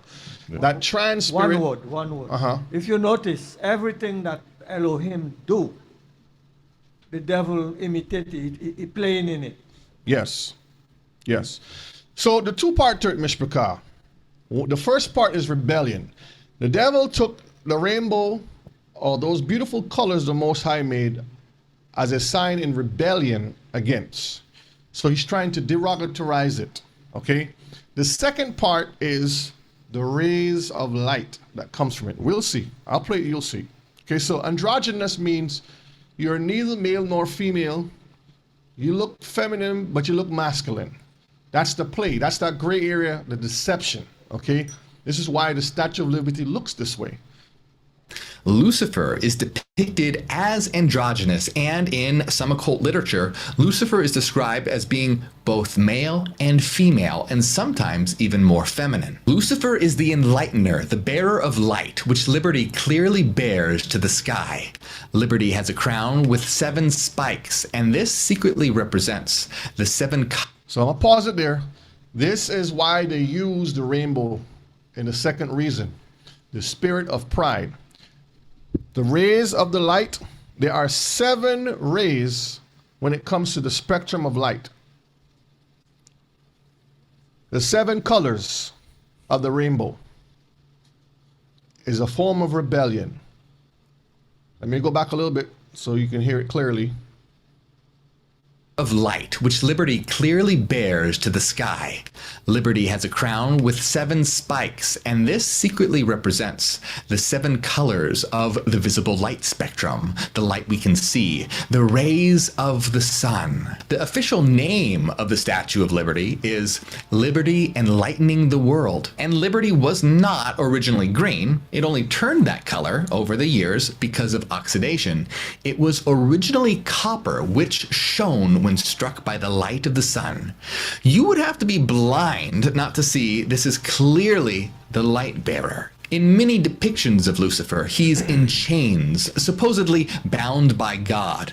I bet you didn't know that those chains lie broken at Liberty's feet. Lucifer the light bearer has broken free. Thus, Lucifer, the spirit of intellectual enlightenment and freedom of thought, is metaphorically the guiding beacon which helps man to find his way through the rocks and sand banks of life. For Lucifer is the Logos in his highest, the light bearer, the liberator, symbol of freedom, light, and knowledge, was the perfect symbol for America and the ideals it was founded on. We see the Statue of Liberty, arm held high, bearing the light, androgynous and crowned with the 7 rays of the sun, broken chains at their feet, officially called Liberty Enlightening the World, and originally shining bright in copper across the horizon. These are all iconic symbols of Lucifer. You couldn't get more obvious unless you named it Lucifer.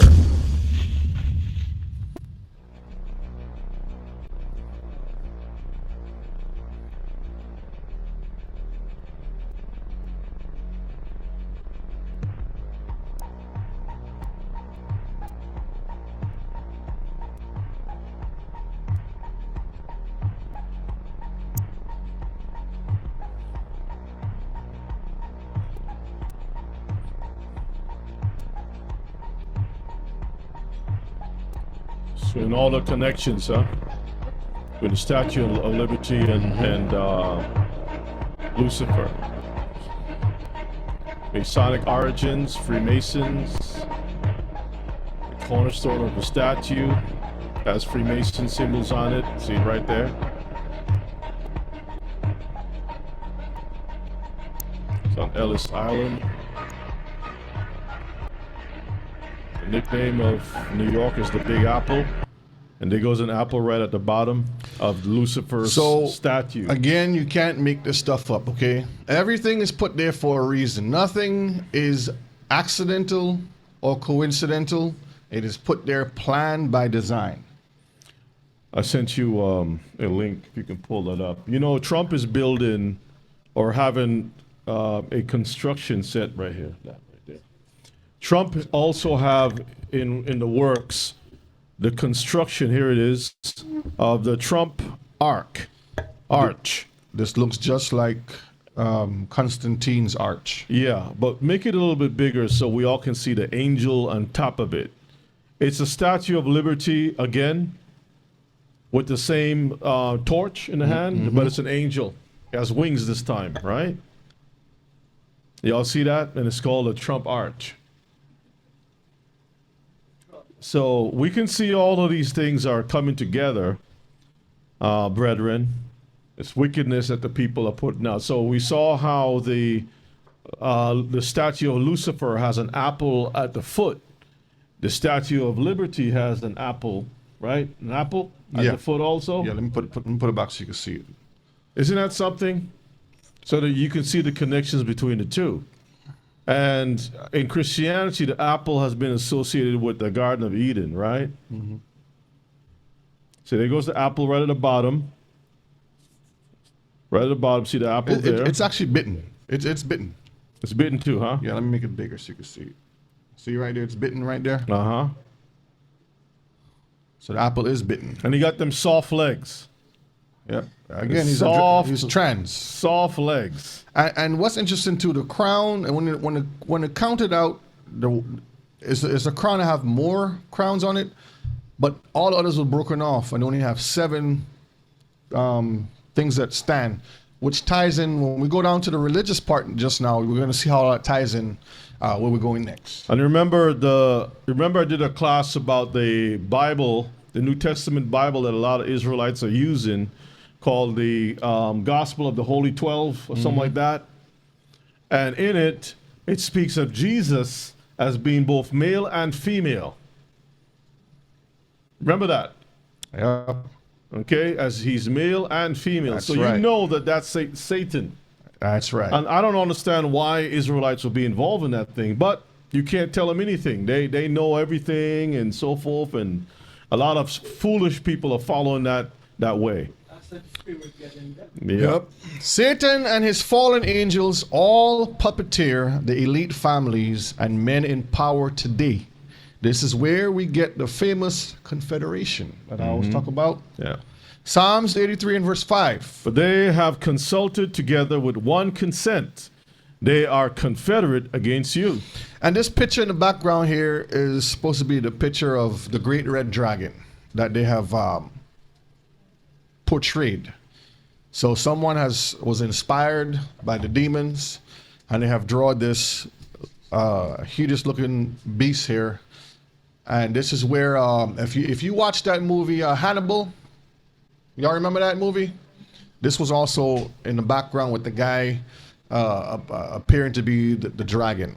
Okay, they always tell you things in movies, but again, we take it as entertainment most of the time and not take it as something educational to decipher and to see what they're telling you. All right, so we just finished the God part. Now we're going to go into the religious order of it, okay, to see how it all ties into play. Because you had the 200 seats in that temple that they built for the religious world leaders. One world religion that they have already put together, okay? In order for the deception to actually work, the lie of whom one is serving was perfectly crafted into the culture and a way of life. You see, the devil understood that mankind is a vessel which requires the operation of spirit for functionality to exist. So we need to have a spirit in order for us to live. That's why he breathed into man, and man became a what? Living soul. So Satan is basically a counterfeit or counterfeiting con artist that took this opportunity to deceive the world. Okay? Revelation 17 and verse 4, it says, the woman was arrayed in purple. The woman is pertaining to who, Mishpachah, in the chat? Who is this woman portraying? Let's see who's thinking. In the room here today, who's this woman? Some people says Israel, some people says the whore of Babylon, some people say America.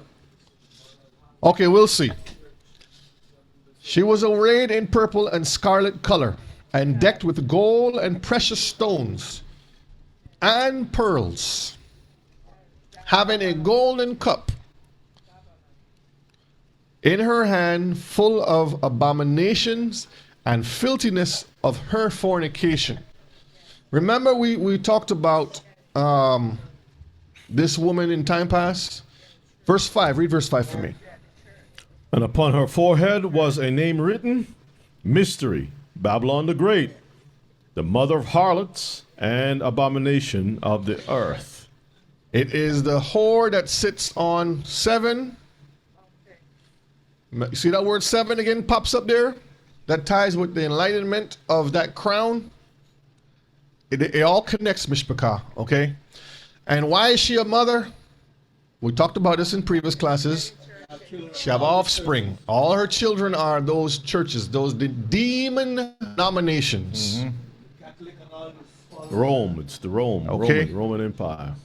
This is what this Roman is. Empire. Yeah. Yeah, demon nations, denominations. Deuteronomy 28 and verses 36. Yahweh shall bring you and your king, which you shall set over you, unto a nation which neither you nor your fathers have known. So anybody in our groups, when I say groups, I'm talking about families that are dispersed, because there are always leaders amongst our people. And in this sense, at that time we had a king. We don't have a king today, but we do have leaders. Some of them are not doing a good job. They're being coerced by the heathens to do all kinds of wicked and nasty things. So continue. And there you shall serve other gods, wood and stone. Wood and stone.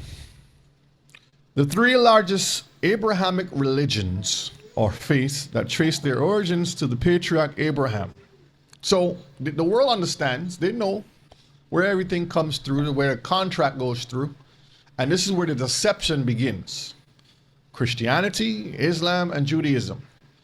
All 3 have nothing to do with Israel, but they all counterfeit and stole things from us. They borrow things from us and put it in their own fashion, mixing it with a bunch of pagan idolatry and witchcraft. This is how you have a form of godliness. Okay? All roads lead to Rome. This is the book. If you have a chance, check it out. It has some interesting things in it. With every captivity, Mishpachah, came the mixing and adulteration of cultures. This is that cup of abomination that was read in Revelations with the great whore. Cultures and worshiping of false gods. Since the captivity of Rome, the order has been set as we now see it to be today. So exactly what we have seen today is how they have put the things in place to play out. The mother and her many children all share some version of her tainted doctrines, which is paganism and idolatry.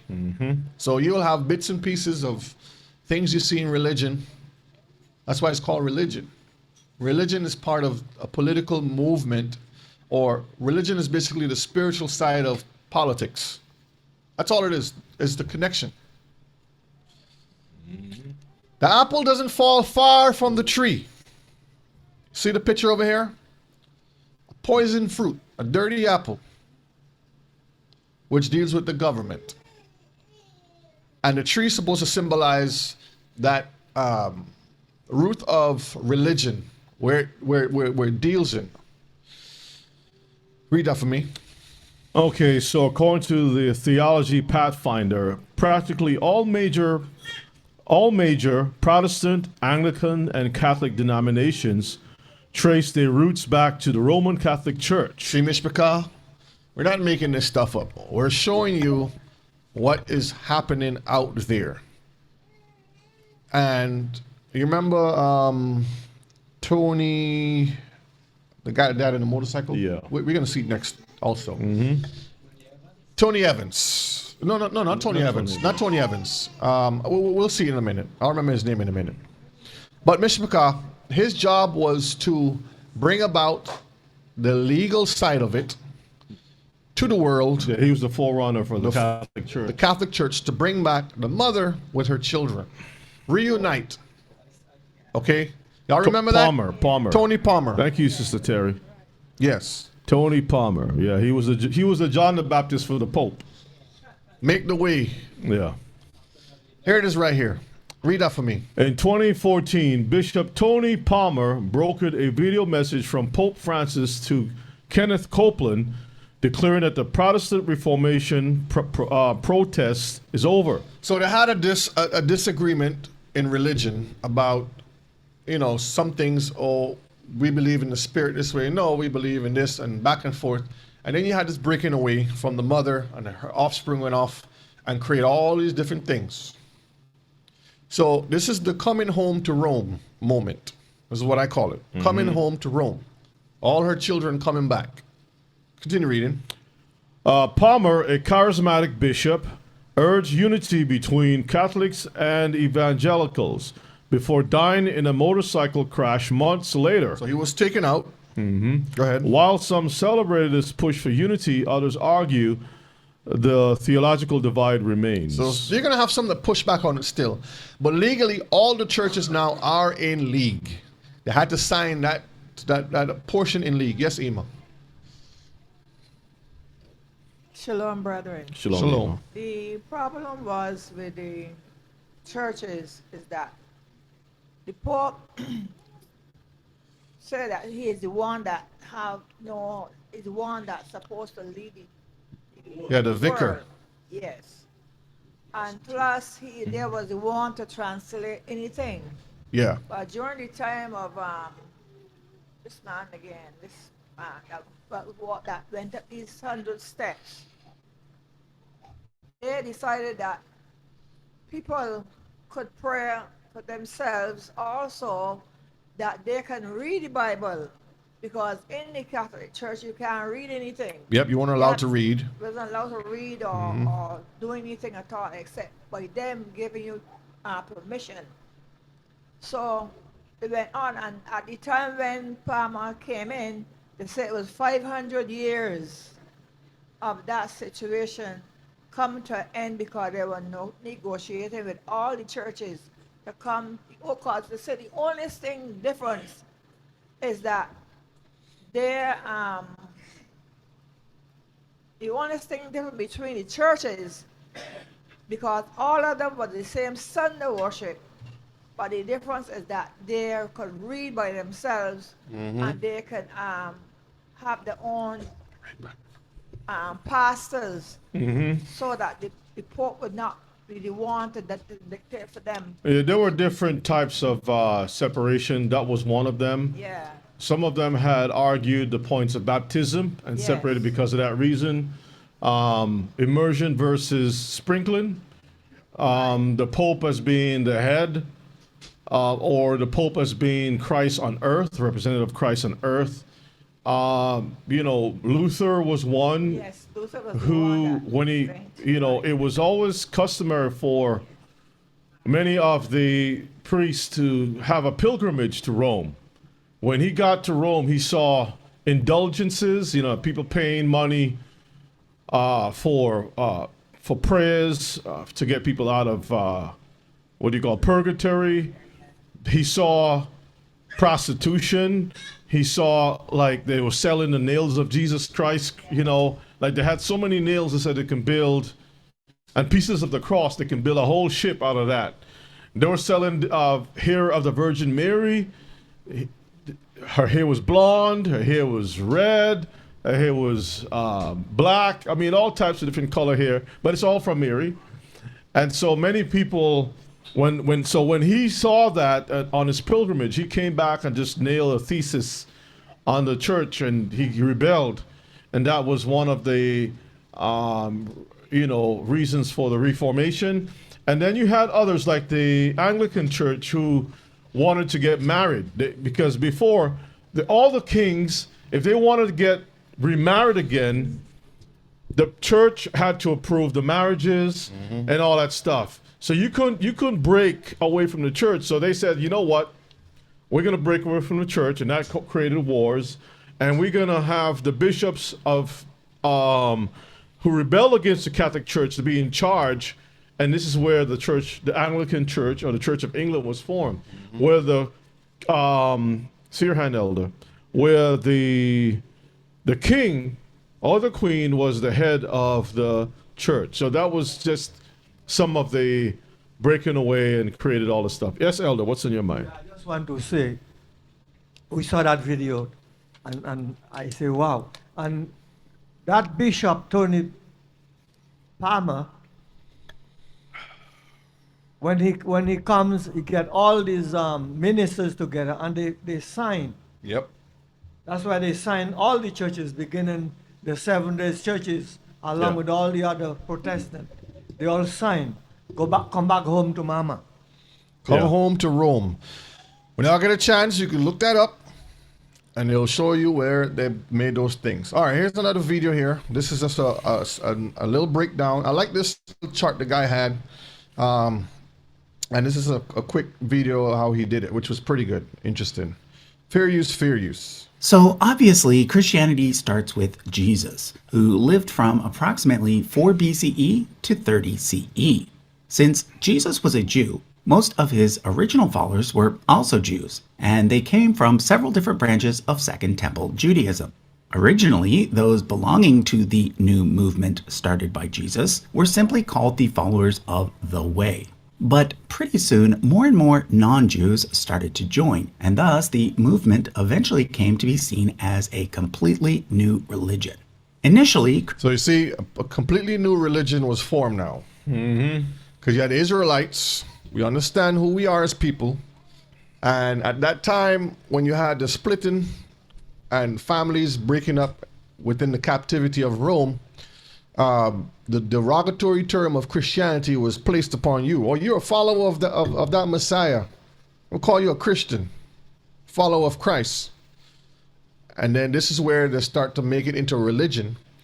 I was going to play another video, but I says, I don't have to. I can just explain it. I did it before with Constantine. How it ties back to the same pantheon god that they worship, Mithra, the sun god, which has the same rays on the head. And that is the god whom he was putting together under the banner of Christianity, bringing all the people together. Okay, there's lots of information out there, and it will illustrate and show you that. But this is an interesting chart. Just listen and see how the flow of it all happened. Okay, the split. Christianity drew heavily from a group of people known as God-fearers. These were Greeks and Romans who were attracted to Jewish ideas, but did not want to fully convert to Judaism due to all of the various rules involved. Well, Christianity had far fewer requirements. For example, no circumcision and no dietary restrictions. And therefore, it was much easier for God-fearers to convert to Christianity. See, because Israel, as an Israelite, you have to follow the law, statutes, and commandments. Circumcision was part of it. The dietary laws was instructed. So what they're saying here is that we don't have to follow all these things that is over here. So we're going to make our own stuff. Hence Christianity. You can eat pork. You can do whatever you want to do in the name of Jesus. Okay? So many of them did. I should also point out that while Christianity was mostly built upon Jewish ideas, it also inherited certain ideas from Greek philosophy. See? Okay, so another important thing to know is that in its early days, there was not really just one Christianity, but rather many Christianities. From the perspective of the Christianity that eventually became dominant, which I've labeled Proto-Orthodox Christianity, all of the other Christianities were heresies that had to be stamped out. One of the big ones was Gnosticism, which eventually did die out, but... That's the same one you talk about all the time. Same one I talk about, yeah. Okay. Which a lot of Israelites are now feeding on. ended up influencing both Manichaeism and Mendeism. There were also the Ebionites and Nazarenes, who were mostly Jewish Christians who saw Jesus as the Messiah, but not as God. They too died out, but likely had an influence on the development of Islam. And that's That's why a lot of Hebrew Israelites are pushing that Joseph is the daddy. Yep. It's the same sauce. Yep. Right. Alternative to what became the dominant form of Christianity was Arianism, which taught that Jesus was a created being who was elevated to the position of God. The controversy over this led to the Council of Nicaea in 325, in which Arianism was rejected, and the official set of Christian beliefs was written down. This is where Constantine stuff comes into play now. So he's in power, and he's going to push a mixture of all of this beautiful alcohol, tobacco, and firearms, and put it all in one place and give it to you. Resulting in what is known today as the Nicene Creed. According to Nicene Christianity, Jesus and the Father are co-equal and co-eternal. Now, a couple decades later, in 380, Nicene Christianity was made the official state religion of the Roman Empire. But you see, by that point, there were also Christians outside of the Roman Empire, particularly to the east, in the Sassanid Persian Empire. Thus, around this time, the Church of the East was established as a distinct group. From here, the main church, the one that existed within the Roman Empire, went on to be organized into 5 main patriarchs, each in a major city: Rome, Constantinople, Antioch, which is in Syria, Jerusalem, and Alexandria, which is in Egypt. And the thing is, there ended up being a bit of disagreement between these areas. In Rome and Constantinople, an additional creed, known as the Chalcedonian Creed, was adopted, and it clarified that although Jesus was equal to God, he had 2 separate natures, one divine and one human. However, the other 3 pentarchies did not accept this creed, arguing instead that Jesus had only one nature, which was both divine and human at the same time. The division between the Chalcedonians and the non-Chalcedonians, who became known as Oriental Orthodox, became even more distinct when all 3 of the non-Chalcedonian areas were taken over by Islam. Christianity continued to exist in those areas, but was now... Okay, I'm going to post that link in the chat so y'all can go look at it too. Thank you. Thank you. So the link is posted there. You can check it out too. And he has a bigger, longer video. This is just a 10-minute version about how the church here was formed through the mother coming down. But it goes for the entire thing of all religions. It shows you all of that stuff. Now in the minority. Today, the Syriac Orthodox Church, the Coptic Orthodox Church in Egypt, and the Ethiopian Orthodox Tewahedo Church all trace their roots to the three non-Chalcedonian patriarchates from the Roman era. In Rome and Constantinople, though, Christianity continued to be the majority religion, and thus it was these two cities that continued to be the main centers of Christianity. For several more centuries, Christianity in these two areas continued to be united, but... And you see right here it says the Great Schism. Yeah. All this is the mother right here, okay? Because the Greek Orthodox is the same thing. Same thing. They do all the same things, they're just under a different banner, but it's the exact same thing, okay? Eventually they split. The area under Rome's jurisdiction became known as the Catholic Church, and to this day it is still led by the Patriarch of Rome, although he's now better known as the Pope. Whereas the area under Constantinople's jurisdiction became known as the Orthodox Church, still led by the Patriarch of Constantinople. Today, the largest branch of the Orthodox Church is actually the Russian Orthodox Church. Bring it back a little bit. I want you all to see something. Look at his. First of all, the difference is that one group continues. The Greek continues with the beards, and the other group has no beard. And if you look at this guy's scepter, yep. See the dragon, the serpent, mm-hmm. and that thing. You see it? Yep. They're all the same. Left hand and right hand. That's all it is. Is actually the Russian Orthodox Church, which in 2018 cut ties with Constantinople. Okay, for the rest of the chart, we'll be looking at the many denominations that came about as a result of the Protestant Reformation. It started in 1517 as a reform movement. This is where people start to read. This is what Emo was talking about earlier. When people start to read for themselves and they start to see, we've been lied to all this time. The Catholic Church was only showing one thing and pushing one thing. But this is what it actually is. After service. Within the Catholic Church, but quickly led to the creation of three new branches of Christianity, mostly along state lines.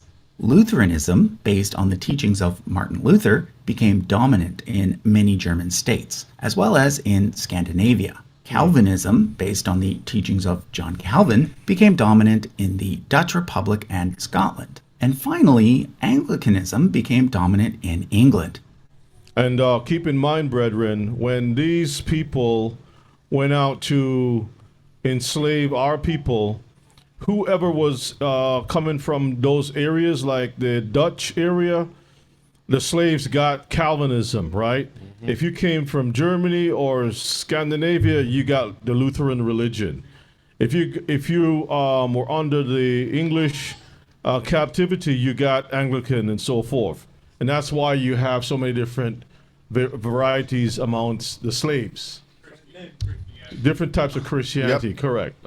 Different type of potatoes. You have sweet potato, baked potato, fried potato. Irish potato. Now, in all of these things that you're seeing here, Mishpachah, none of this have anything to do with the Torah, keeping the laws. You as an Israelite, this is all a watered down version. This is like drinking septic water. Septic water. Okay? Has nothing to do with the life water the Most High is giving the children of Israel. Okay? Take note that the Calvinist branch is also known as the Reformed branch, and that Calvinist churches that trace their roots to Scotland are known as Presbyterians. Now, there was also a fourth Protestant movement early on that was even more radical. Its followers became known as Anabaptists. That's the Baptists. Because they taught that adults should be rebaptized. Groups that trace their roots.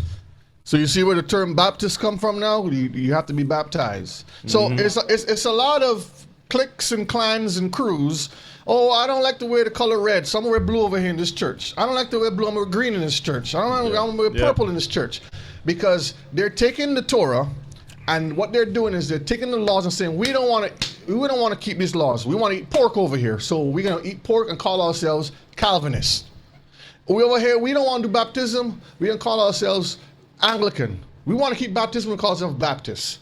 We don't want to keep the feast days because of Lutheran. So it was just picking apart the Bible, the law, statutes, and commandments, and doing whatever you want to do. This is what Christianity is all about.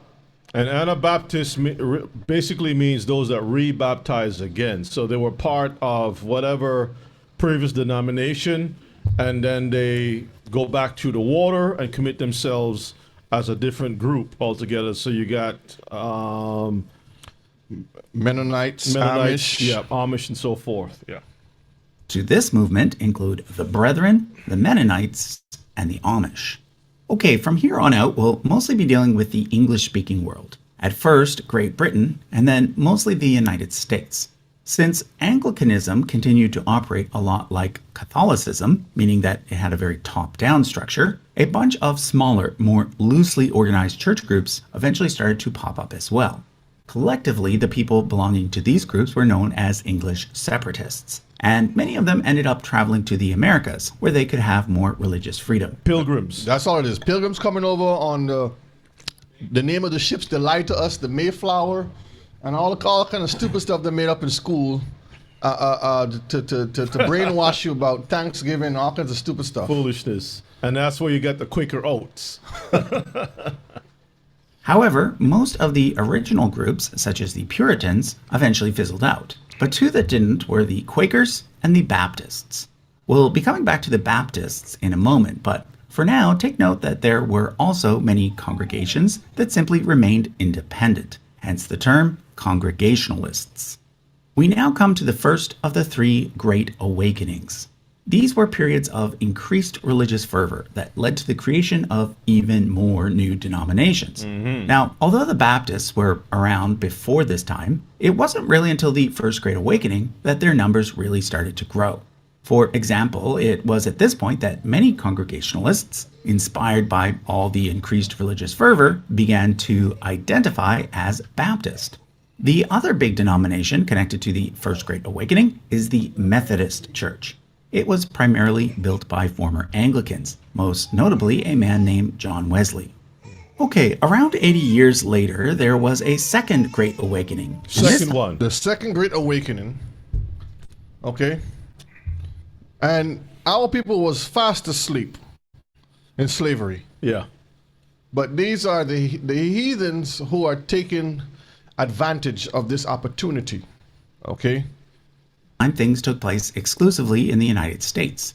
It attracted mainly Congregationalists, Baptists, and Methodists, but then shuffled many of them into new denominations, such as the Disciples of Christ and the Plymouth Brethren. However, the three largest denominations that came about as a result of the Second Great Awakening are the Seventh-day Adventists, So you all see that? So you see where the Adventists came from. We talked about this before. So they're talking about being a true church and all that nonsense, but they are a offshoot of the Methodists and so forth, which goes back into the Catholic Church and all the other corrupt stuff, right? What we're looking at here is basically a recycling plant. That's Remember all it we talk is. about the cesspool? Yes. Like it go from this pipe, goes down here, and it filters out and goes here and back and forth. Huh? Yeah. Dirty water just moving around all over the place. Yeah, go ahead. This is a desalination septic plant. Shabbat shalom. Shabbat shalom, brother. Because Torah is not for them, they're supposed to do all of that. Yeah. Yeah. That's their job. Yeah. Because they're looking at our scroll, right? They're taking a book that don't belong to them, and now, but they interested in it. So now they want to say, well, we don't want to. We want to eat pork, like you said, brother. We want to do this, but then you should put the book down because it don't belong to you. Mhm. All right, just leave it alone. And if you notice, you had the first awakening, first Great Awakening, the second Great Awakening, and then they had the third Great Awakening, right? Guess what, Mishpachah? We have the Real Awakening. Yes. Okay, knowing who you are as an Israelite. Not all this foolishness that they keep bringing up every couple of years. The truth will make you free. Okay? the Jehovah's Witnesses, and the Mormons. They differ from other denominations in that they all departed from traditional Nicene Christianity. This is why they are shown in beige instead of purple, except for the Seventh-day Adventists, as they have since moved back towards Nicene beliefs. So wait a minute, the Adventists was used to be part of that group over there. Over there, then they moved back over here. Mm-hmm. And you can see the lines, how they're going. This chart that he have is very interesting. He has a 3-hour video, and he'll show you how to connect to the Islam, how to connect to Buddhists, how to connect back to Judaism, all that come from one rotten apple. So you got BJ's, Costco, Sam's Club. Sam's Club. What's the other one? And then they go down to Walmart, to Kroger's, Publix, Kmart. You name it. Stop and Save, down to the bodegas and the little gas station shops that you have, corner stores. All right, finally we come to the Third Great Awakening, which initially started out as a movement among Methodists, leading to the creation of the holiness churches. However, perhaps more importantly, following the Azusa Street revival in Los Angeles, it also led to the Pentecostal movement, and in turn the You see how Rastafari down here too? They cover everything. This chart is unbelievable. The Azusa Street revival is where that dude, I think that dude with the curly hair, sweet dude was, huh? Grab the mic. Grab the mic. Since you got a little splash. You got that splash, that dirty water splash. Yeah, I got some right? of that. I got some of that. So I think his name's Mason. It was two Hebrews, and on Azusa Street, downtown Los Angeles, California, in the early 1900s, and they was praying. The story was, it was in the newspaper. They was praying, and they prayed so hard. Carlton Pearson? No, it's Carlton Pearson was part of that too. Yeah, that's where he came out of. from. Yeah, but so sweet dude. Bishop Mason, I think it's Mason. But anyway, they was praying so hard till they thought the building was on fire. It's an article about it, and the fire department came and thought the building was on fire, but it wasn't. They was praying so hard, they said the Holy Spirit fell in the building. They knocked over a candle. That's what happened. That's the story to that. Okay. You'll learn all that in Christianity. Ms. Picard, see why this class have to be a part 2? Spaghetti Junction. I ain't even reached to the third. Which one am I on right now? I'm on the religious stuff still.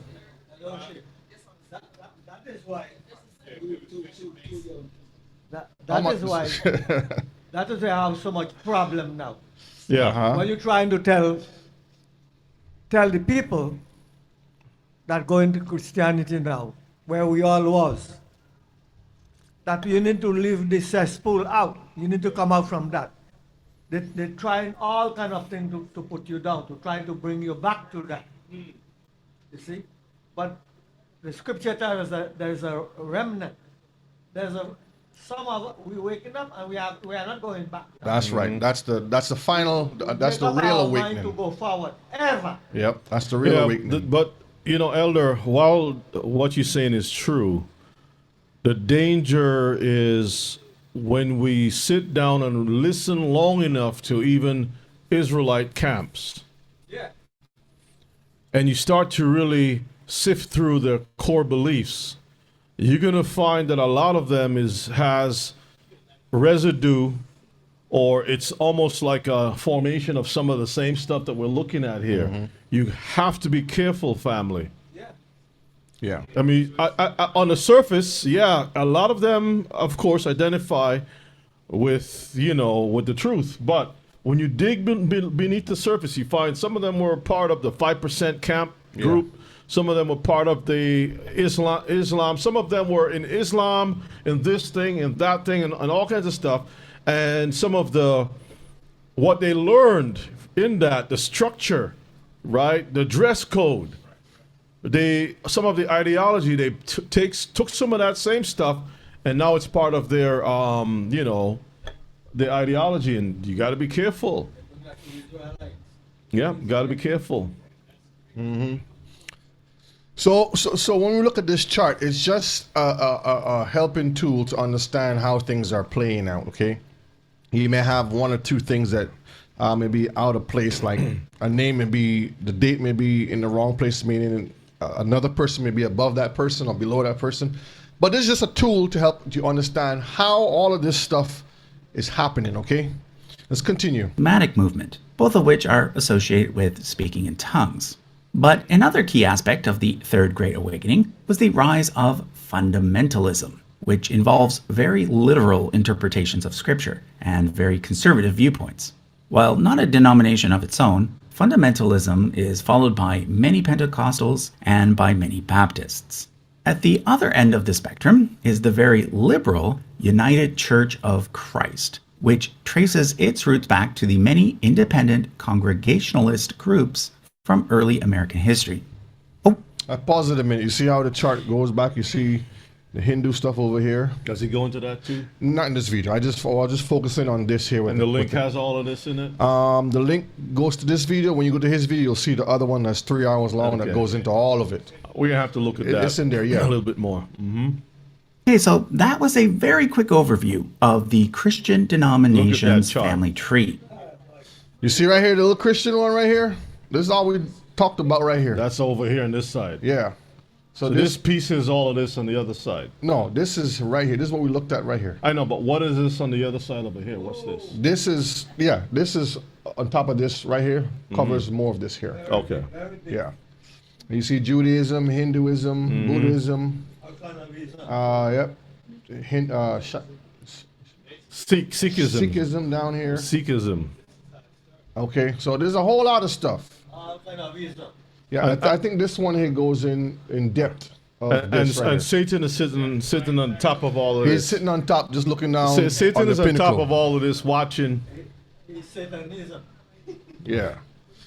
So, Mishpachah, we see how the religious side plays a big factor in this pyramid scheme that we call the kingdoms of the world. Let's continue.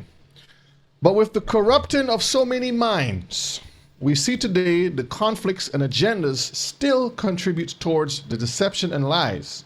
With Judaism, Zionism, and the Holy See, and Islam all playing their roles is fulfilling the scriptures. That's all they're doing. They think they're doing something different, but they're fulfilling the scriptures. This is the Catholic in league with Jewish, with the Jubus over here. This is America here, again, signing that Abrahamic league accord, trying to bring back, force the Messiah to come back to find some dirty cow that they're raising over there. They get it from Texas to take it over to Israel. Imagine that. There's all kinds of crazy stuff. All right, who have seen this before? Yes, we have. I have copies of this. Very interesting stuff. The facts don't lie. You can trace everything back to what these people are saying.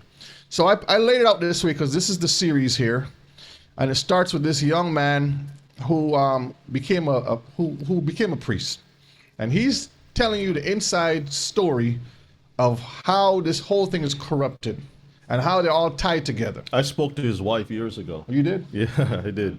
He was murdered, poisoned, I think it was. But I spoke to his wife many years ago. I forgot her name, but yeah, this is like, I think it was like the early 90s or something like that. I spoke to her. Yeah. So you see, no, the mid 90s, the mid 90s, yeah. Okay. Alberto, the double cross. Alberto Rivero, he was a priest, Catholic priest, Jesuit. And he spoke about a lot of the things that we're seeing now, that the Vatican and basically what he was saying is that the Vatican never really changed. It's trying to project itself as being like the woman in the horror of Revelation is somebody different from the Catholic Church. That's what they're pushing right now. So this is why you find people like Candace Owens and many others using the motto, Christ is King. That's a Catholic term. Yep. They're promoting Catholicism through their thing, okay? So basically, there's a war between the Freemason Jubus and the Catholic Church. Yep. Satan basically give like a bid. Yep. Like, I want to see which one of you all is worthy to sit with me and rule. So he gave them some assignments, and they're fighting to try to get that position on top. That's all it is. Yep.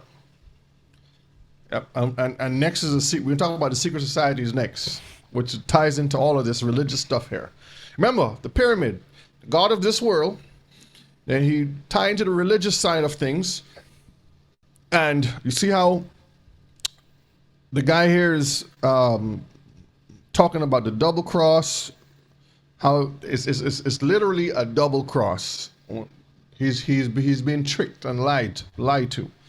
The four horsemen, the prophecy of that, the godfathers, you see, they all tie into there's all same family, demonic occultic force, and how Islam plays into this whole thing. Okay, so it's a good series. When you get a chance, go look at it. It's from Chick Publication, I believe. Yeah. All right, religious organized crime.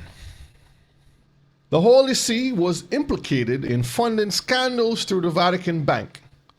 You ever heard of the Vatican billions? Mm-hmm. Remember, I always say follow the money, right? That's how you know who's doing what and what's doing who. Let's look at this little video here. I'm not going to read all of this. This is just so you can see how it all lines up. Let's look at this video. His wife's name was Nuri. Nuri? Yeah, Nuri. Okay. Yeah. All right, fair use, fair use.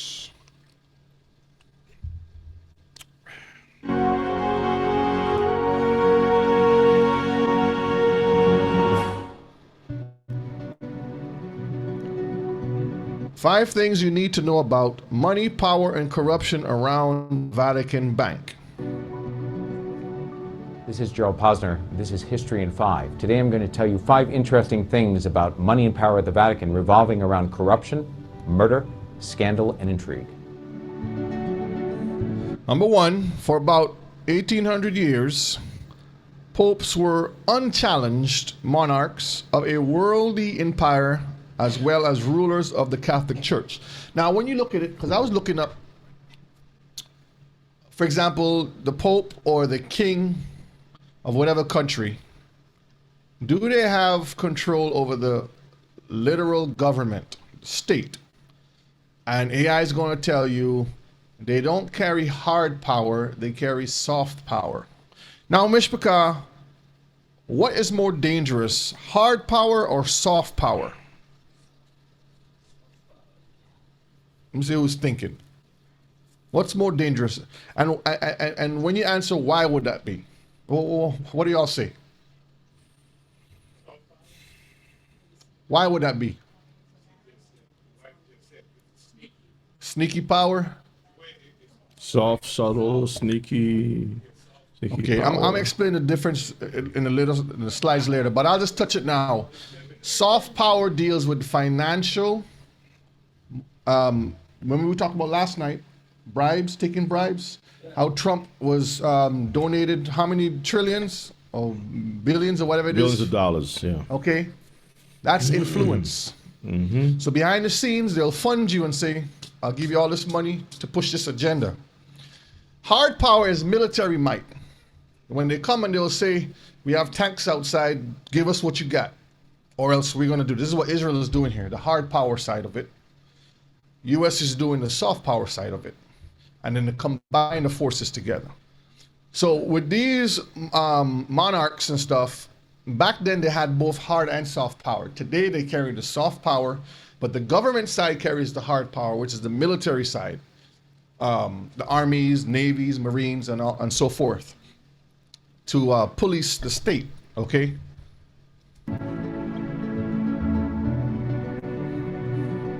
For about 1800 years, the popes were not just the head of the Catholic Church, the spiritual head of the world's largest religion. They were also kings, pope kings. They had a secular empire, thousands of square miles of lands, their own armies. They built up a vast court around the pope. How did they get the money for this? They fueled it by taxing people inside their empire. Just like today. I don't know if I will trust that dude, man. Something is wrong the way he looks. Is that a real guy or is that an AI? No, that's the real guy. He's a journalist.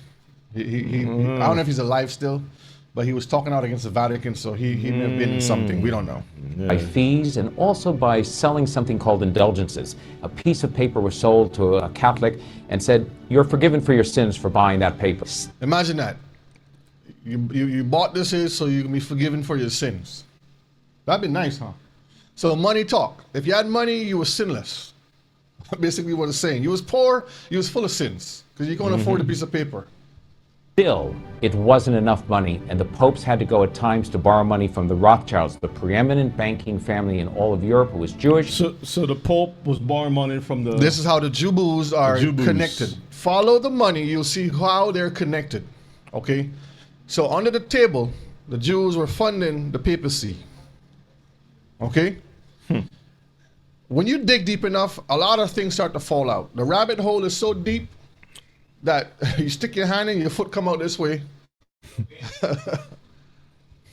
Much to the distaste of many Catholic cardinals who thought it was terrible to have to borrow money from the people they viewed as killers of Christ.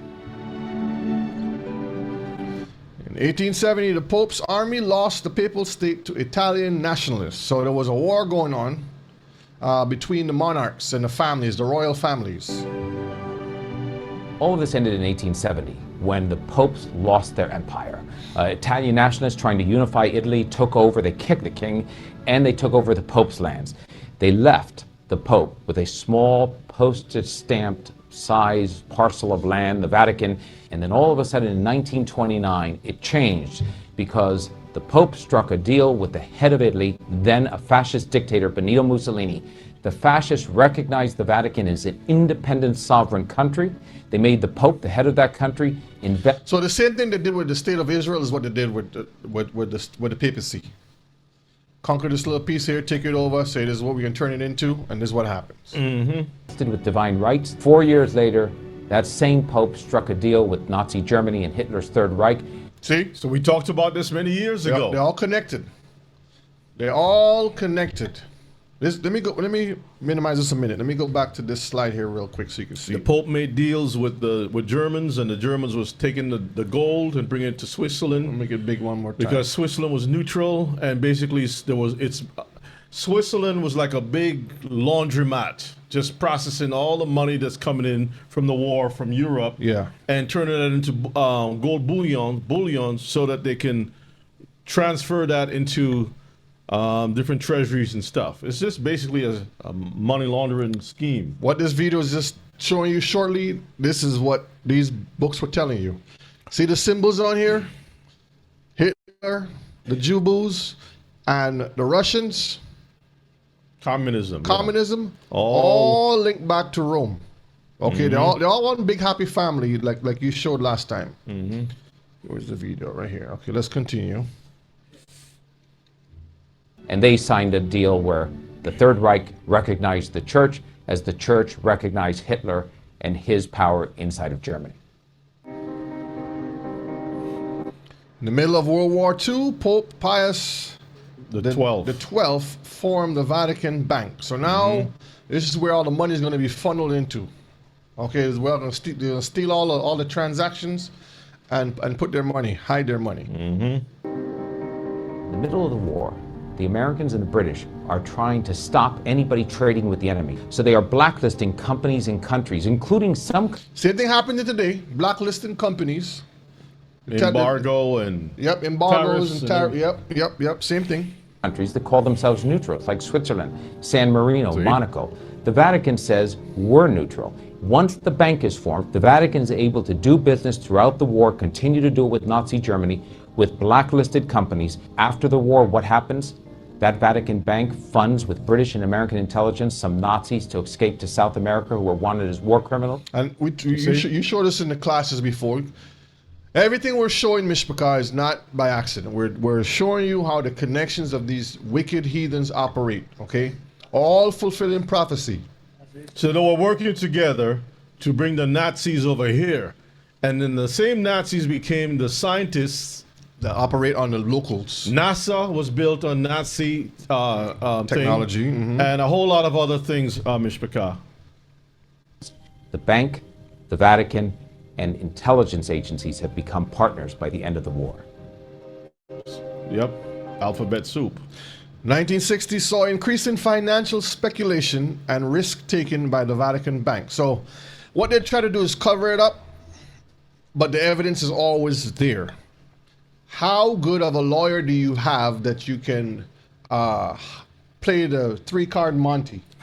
To shuffle the deck. The shuffle it. 3-card Monty, huh? That's all they're doing, illusionists, okay?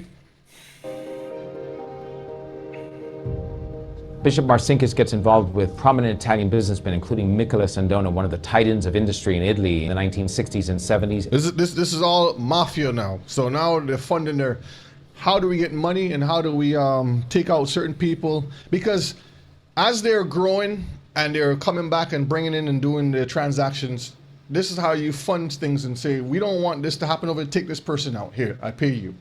I have all this money. How am I going to get this money clean? Bring it to my system. And it's just a transaction between the government and the church. This is where you had church and state, and this is where they try to split it in half now. You remember that movie, The Godfather? Because you mentioned about the mafia. That movie is very unique because it started around World War II, I believe it was, or 1, 2, whatever. And then there are many parts of that in the series that included, of course, the Catholic Church, the ties between the Catholic Church and the mafia. They're working together, and also the Jubus were working together. That whole family, the whole mess, right? All right, you can continue on. And also Roberto Calvi, a major banker. They end up in all types of offshore deals and back-to-back loans and fraudulent transactions that bring down the business empires of those two men and put the Vatican Bank at the edge of bankruptcy. And Marcinkus ends up staying inside the Vatican, claiming that the jurisdiction and sovereignty of the Vatican as a separate nation keeps him from going to trial for fraud in Italy. And eventually that standoff leads to his resignation. He leaves the country without ever serving a day in prison. See? In 2013, Pope Francis inherited a bank that was troubled and shrouded in secrecy. This is when all the scandals start coming out about the rapes, the robberies, and all these different things, because the money was going back to all these scandals that came out. But the scandals were true. And surprisingly, Epstein was all connected to the same stuff too. He actually. We're going to see some of that too. You're going to, okay, great. And I mean, in the next thing here coming up. Okay, great. Because you have to understand the financial part of it. Epstein was a master of that. He was one of the guys that was in charge of shuffling the money around. So when the church was taking certain priests and popes and cardinals and bishops, whatever titles they had, and this person did something nasty and illegal over here, they will take them and put them in another country and change their name and put them over a parish over here. And it was just shuffling around. Same thing with the rabbis that came over here. When they start messing around, they will go back to Israel and change their name. Yeah. And get a house over there and start fresh, or go to a different country, start fresh. Yes, Ella. Yeah, those movie stars, Hollywood, Kirk Douglas and all of them fellas. That's why they have their name. They change their name to who they are as they play in this. Yeah. Okay, let's continue.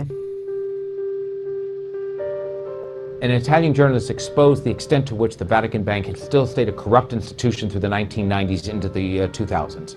Enter Pope Francis. He comes in 2013 with high expectations. He fired many of those laymen who worked inside the bank who weren't doing. And this was just a surface cleanse to appease certain people. It's like, you know how some companies, they'll come in, and in order to get rid of the tax bracket on them, they will donate some things, change their name, and then come back in, and they will fire a few people in the front office. But the whole thing is the same. It's the same bag of potatoes. They just change the color of the bag and the name of it. But the person where they get the potatoes from is the same place. So nothing has really changed. And this is what when he came in, this is what he did. Anything to make it transparent. He's adopted roles which suddenly changed the bank to become part of the international community. The wild and crazy days of murders and double dealing and fraud may well be, hopefully, a thing of the past.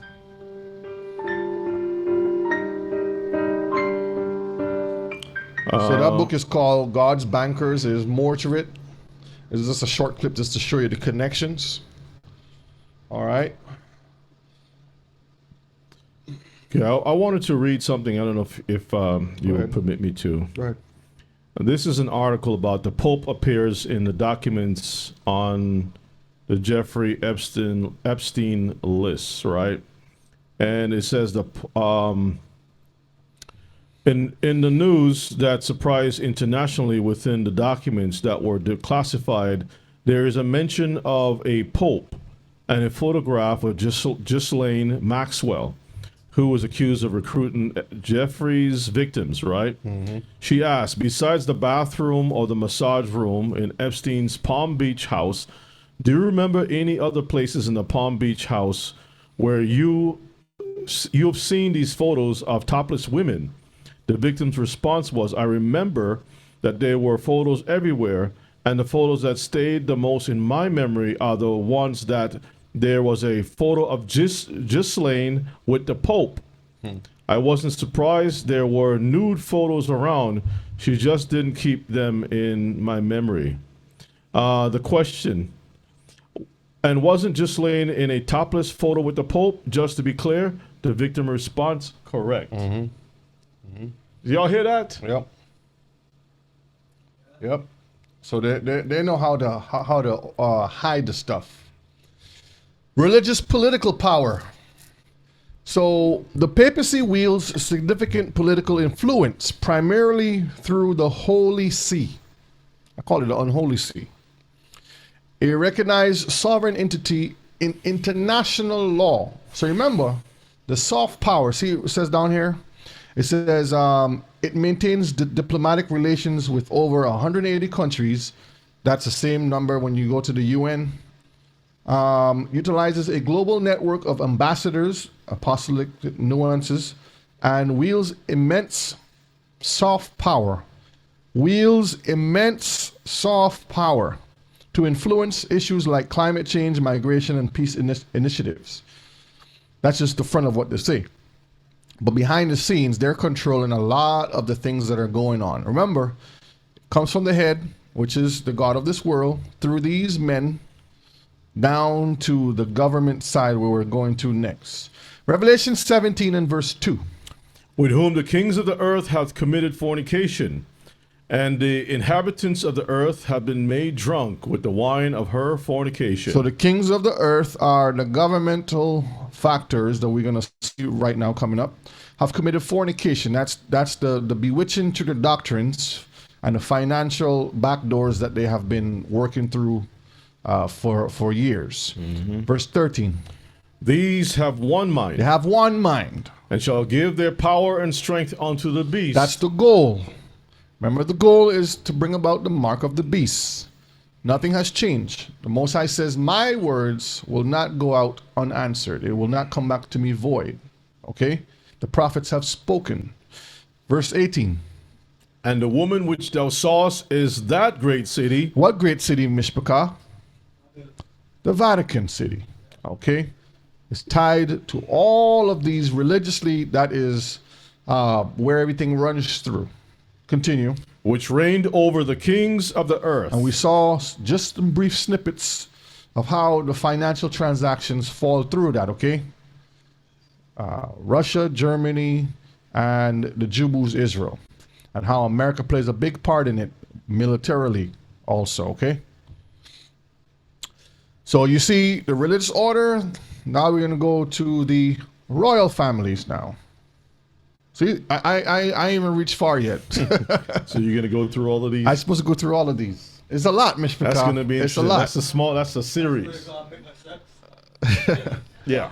Hallelujah. Hallelujah.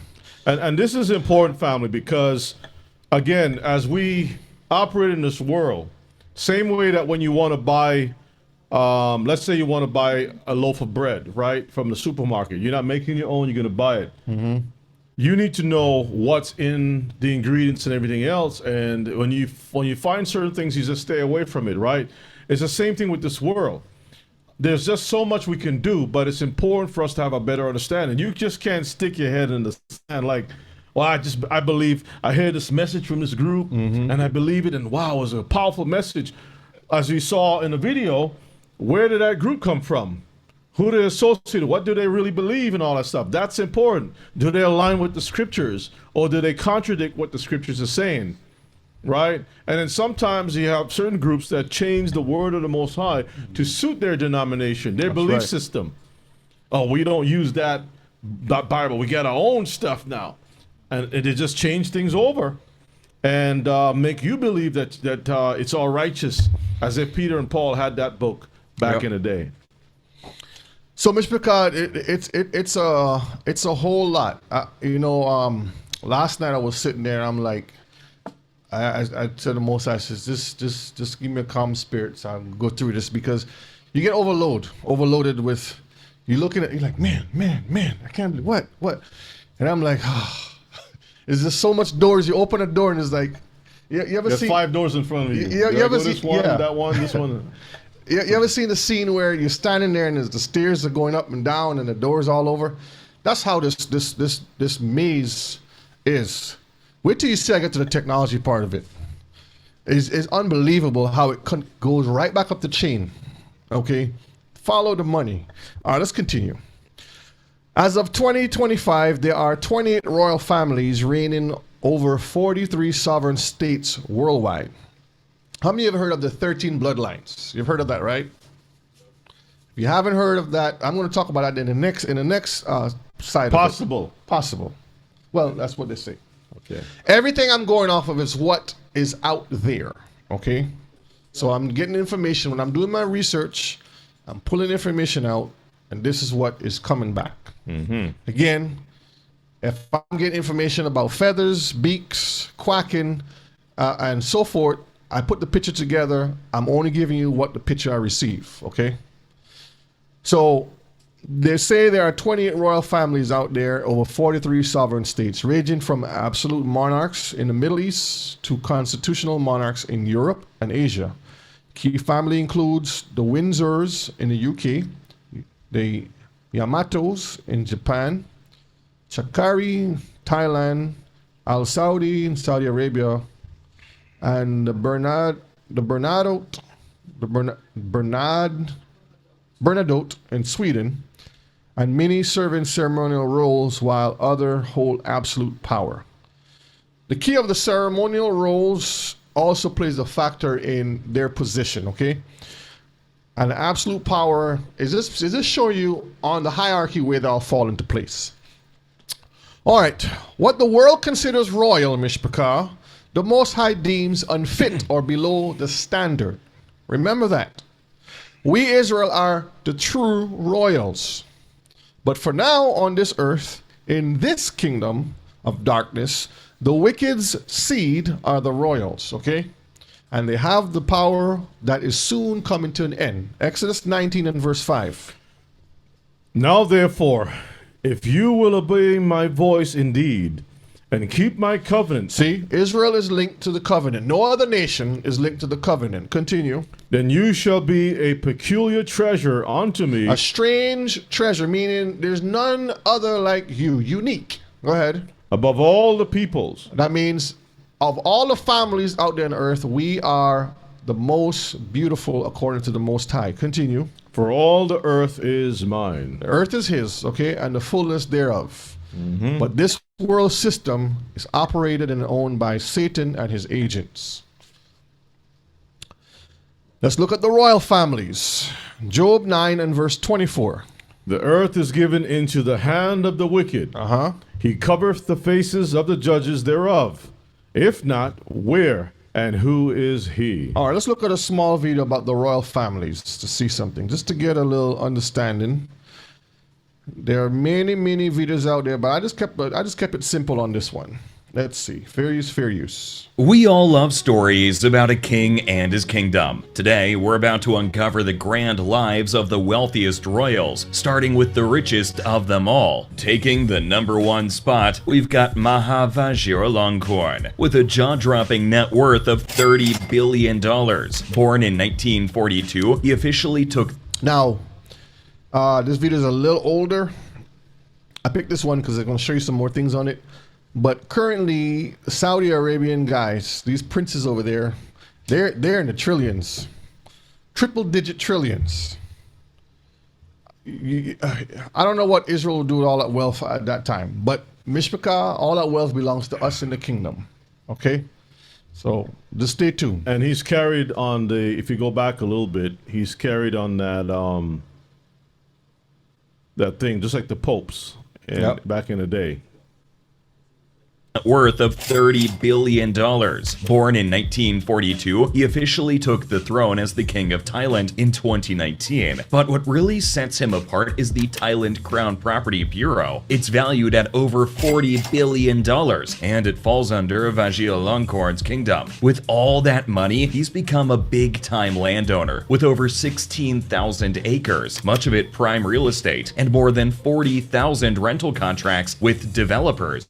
The popular malls in Bangkok, like Siam Paragon, Siam Discovery, and Siam Center, are all sitting on land leased by him. As for his residences, he's got the majestic Grand Palace in Bangkok as his official residence, while his private residence is at the Dusit Palace. It looks like the Vatican, doesn't it? Yep. They all taste after Rome. Stop there. He's got quite the collection. 38 airplanes, 300 cars, 52 boats, a diamond worth a staggering $11 billion.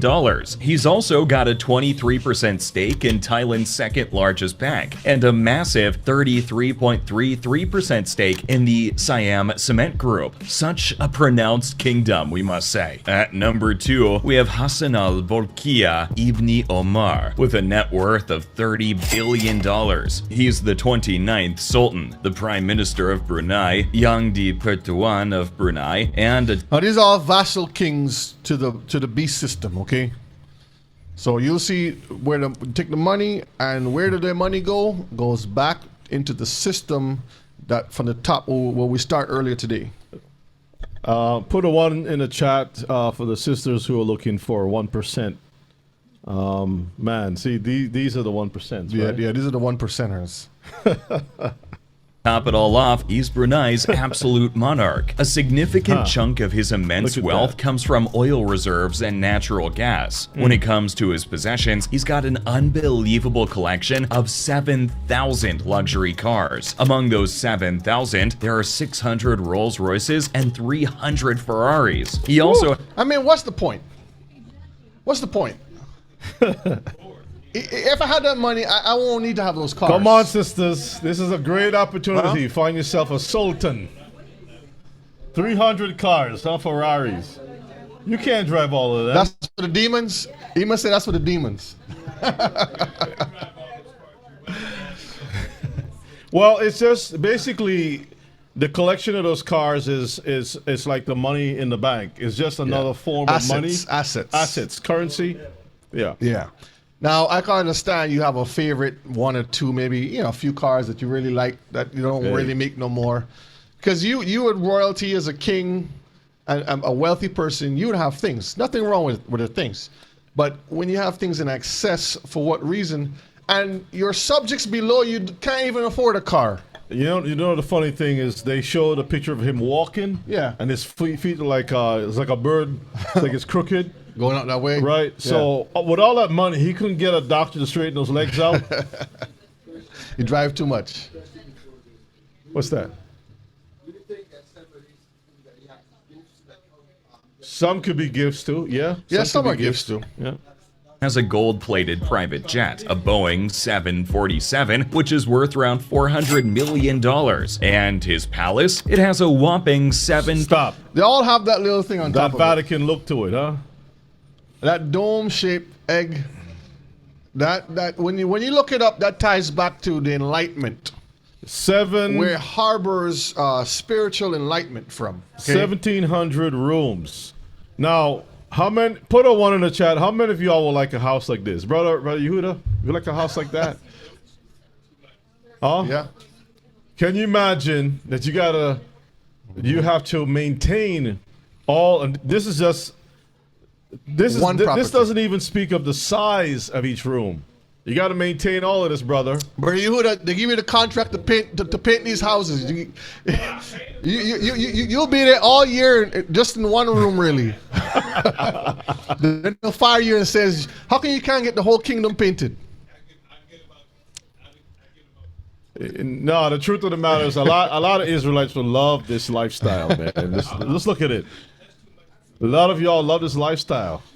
Mishpachah, we will be taught, educated. I'm gonna have a prayer room for the Most High and on the east side and the west side. And you take the land. You take the land. Okay. Well, don't worry, Mishpachah. Our kingdom is coming. Our kingdom is coming. This is why the Most High is going to give us servants, because you will not be able to do this type of work. This is why servitude is important. You got to clean all of that. All them royal toilets, elder. You have this land, you have all this. By the time you finish clean one side, go to the other side, the grass grow back. The other side is dirty, you got to go back again. Israelites to do that. You forever cleaning and polishing this thing, you can never truly enjoy it. No. Emo, you love a house like that? We're going to have heathens cleaning it, not Israelites. All right, let's continue. 1,500 rooms and is worth $306 million. Moving on to the number 3 spot, we've got Salman bin Abdulaziz Al Saud with a net worth of $20 billion. At the age of 19, he kicked things off as the deputy governor of Riyadh. Fast forward 48 years, and he's been the governor for quite some time, but he didn't stop there. He eventually snagged the role of the second deputy prime minister, and in 2015, he became the king of Saudi Arabia. His possessions include... See, they all have the same dome shape? Same type of houses. Connected to spiritual hierarchy, okay? It looks like an English manor or something, right? The layout and all that stuff. Yep. All have to pay tribute back to their leadership. A massive 7,000 square meter mansion in Paris that comes with a nightclub, a gold-leafed fountain, an underwater... A lot of sodomy, rape, and all kinds of stuff happen in these places. The devil is operating at a high level, so they kidnap and traffic people to these places. That's where it's been. Glass chamber, Epstein, and a lot of these things too, yes. Like a gigantic, luxurious aquarium. Well, sliding into the number 4 spot, we've got Prince Al-Walid bin Talal Al Saud with a hefty $17 billion net worth. What's fascinating is that the first king of Saudi Arabia is his grandfather. Prince Al-Walid is the founder and CEO of the Kingdom Holding Company. This company has stakes in companies like Lyft and Citigroup, and they... So when you pay your Lyft tab, you're paying him money. Everything that you do, the money goes back to these wealthy families that we can talk about. Even own swanky hotels. Think Four Seasons Hotels and Resorts, Paris's elegant Hotel George V, and London's prestigious Savoy Hotel. His official mansion is... Yes, Sister Marvis, a lot of these guys are armed, okay? So under their gowns, that they have weapons. The Al Yamama Palace, which is a staggering 4 million square feet, has 1,000 rooms and probably a whole lot. 1,000 rooms. Can you imagine that's your living room, Brother Shay? That's your living room. Can you imagine? Can you pass me the remote? Brother Shay's living room. Brother Shay's robots. Brother Shay's. Clap off lights? No. Brother Shay's living room. Look at all the chandeliers. You have a chandelier for each side. Oh boy, that's a lot of cleaning. That's a lot of dusting. A chandelier for each window. It's a lot of dusting, boy.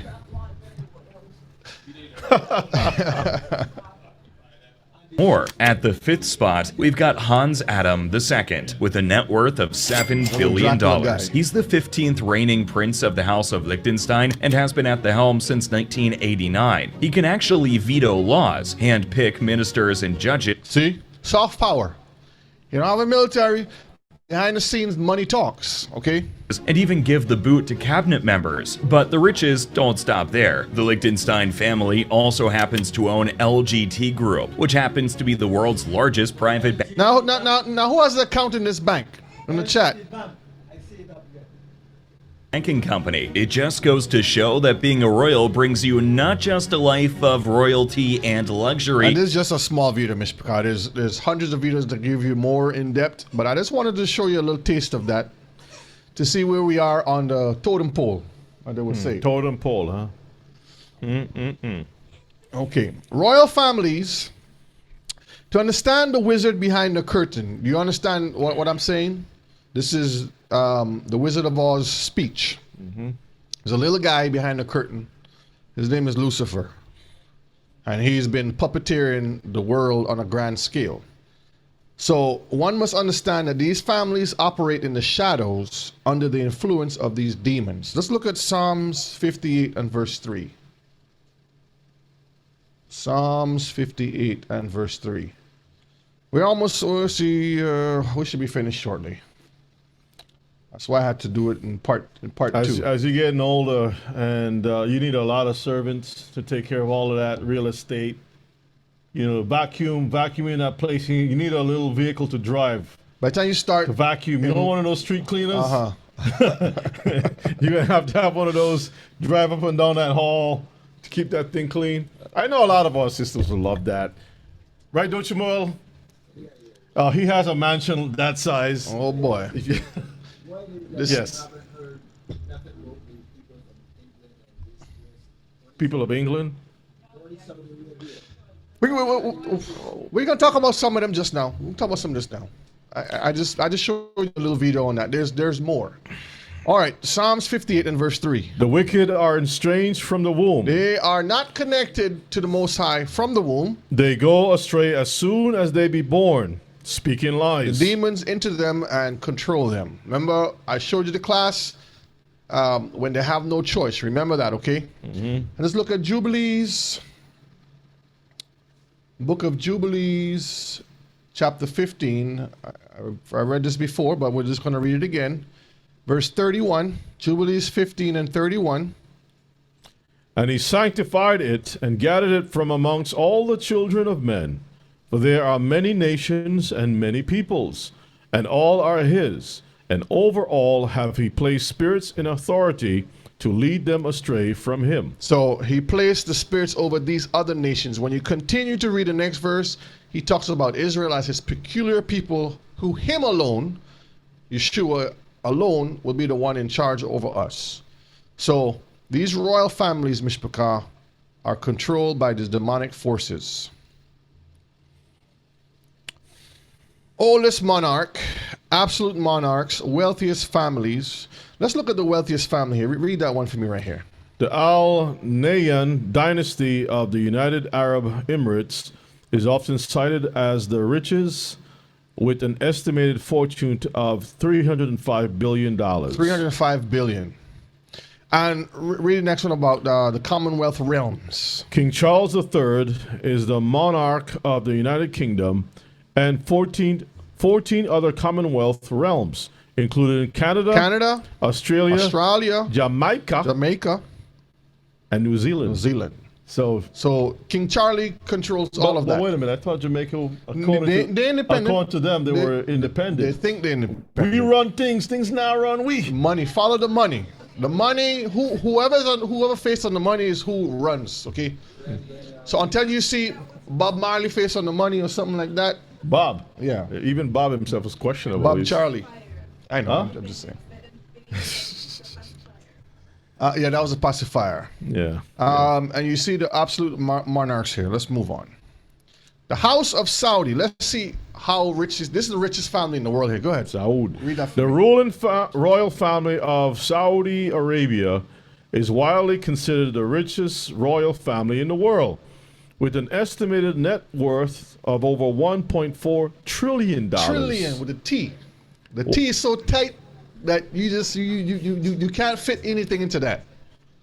Trillion. Okay. Go ahead. While some social media posts have claimed a 500 trillion figure, this is not supported by financial reports, but they can control the financial reports too. Like, they can tell you. I want you to put like only 5% on the books. The rest of them just, hey, here's some money. Don't even report the thing. Remember, what's the movie again with Eddie Murphy? Trading Places. I remember they had the little fund that was paying the dude on the side. What's his name? On the side, it was paying a dollar. Yeah, Mr. Beats. Oh yes. To pay to Beaks, Mr. Beaks. For the orange, for the to reports, to hide the reports. The crop reports, okay? Remember that. That's just a small snippet. This is on a grand scale. You have the money. You can pay people to shift the camera the other way, cook the books, like they say, right? Yeah. And you never know what's going to happen. But Satan knows. Satan knows. Yeah, that's his money. That's his money for now. To understand how these families influence and execute their power, you must always follow the money. You see, there is something called hard power and soft power. Hard power is the control by military might, while soft power is the control by financial might. Okay? Mhm. And look at this right here. Almost half of UK political donations come from private, wealthy super donors, new research finds. So when you have to bring in, set up governments and pass laws, money is the ones that's doing that. Just like we saw last night with Adelson. Adelsons. Miriam Adelson. The Adelsons funding the billions, millions and billions to the Trump administration. And some of these names that you have on the list, we would just walk by the building, wouldn't even know the connections to money. whatever it is. I mean, look at these names here. Look. And some of us have worked in hotels as front desk or whatever it is, you know, and not knowing that this guy who's walking around with a cutout, dirty jeans or whatever it is, might be a billionaire. He's Part of the whole mess. Yeah, he's the son of the son of Son somebody. of the devil's son. You know what I mean? And you bring in a pina colada on the beach for him, and he's talking about, I want to talk to you later on. You know, Yep. talk to you later on. Come to my hotel room. I got some nightcaps, wink, wink, wink, chocolates, and all whatever it is. Let me pull this aside a And minute. some dummy is gonna go there hoping that they can get a come up. They're gonna get a come up, all right. All right, look at this here. Boy, Satan has really lied to a lot of people. All the time. Tell you, let me just stay on the ground. As my master Yeshua, the Bible says that foxes have holes, but the Son of Man have no place to lay his head. Let me just stick with my Messiah, okay? Let me just wear my worn out sandals and just be simple. I know it's not gonna be. A lot of people don't want to deal with that stuff. That humble life. The humble bread. So much slides I have left. Right? That humble bread. Ain't no sodomite making my breads. Just a humble bread, brother. That's it. Right? Chandeliers at every window, brother. Can you imagine that? Chandelier at every window. Don't you well? How you feel about that?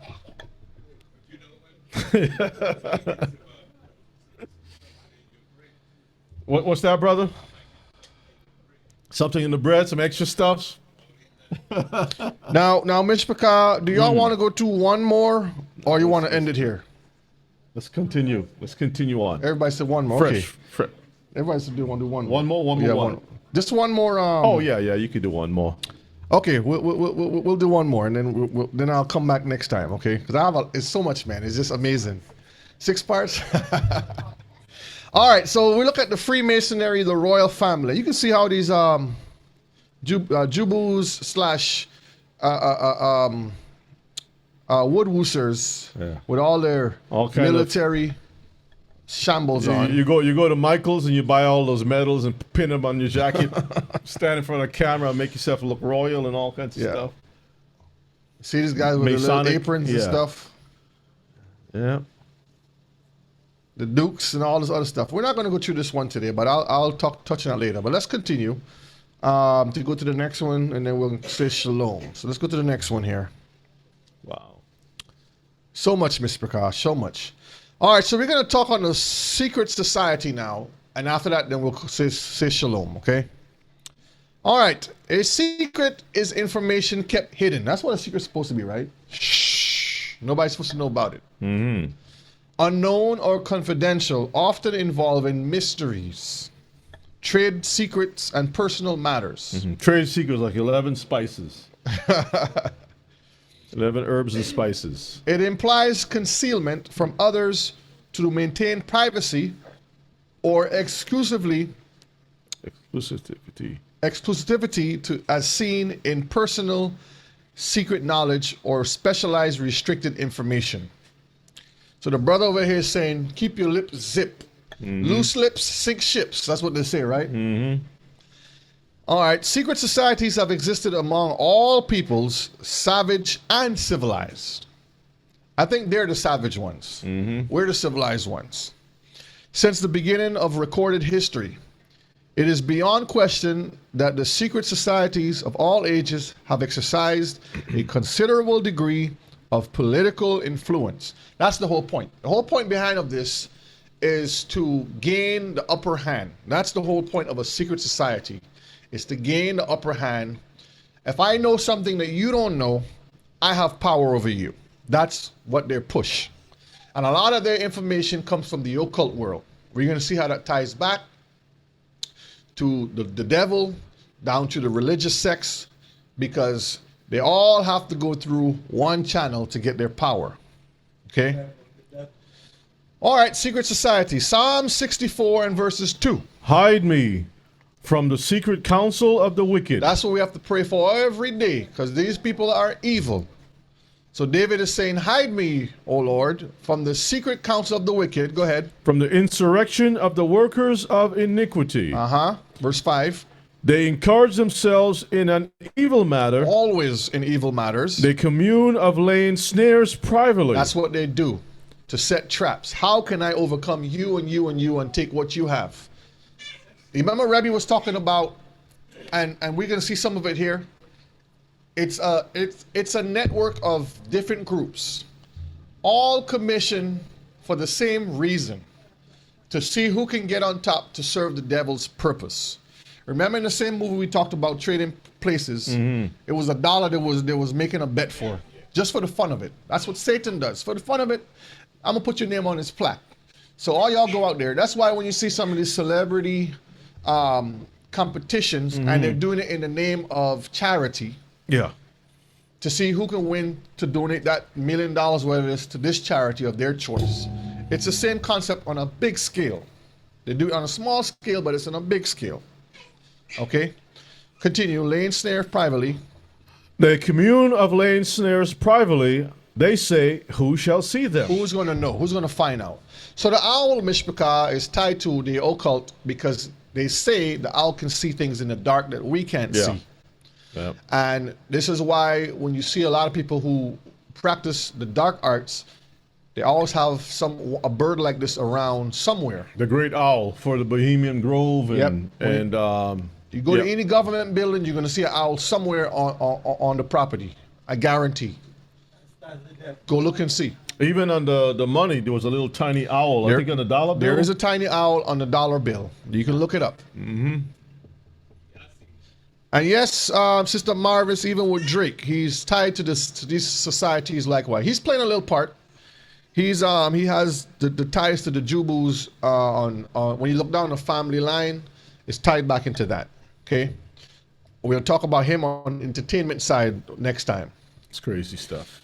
All right, secret societies are exclusive organizations, often with hidden rituals, initiation rites, and veiled influence over political or social spheres. Okay, so when you have to deal with the government, these are the ones who run your governments. These are your friendly government, political, neighborhood people.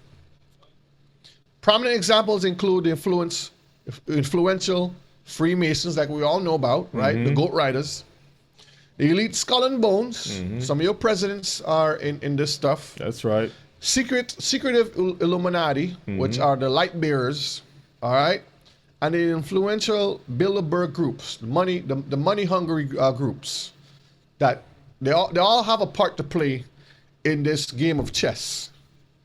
These groups range from historical fraternities to alleged global power brokers.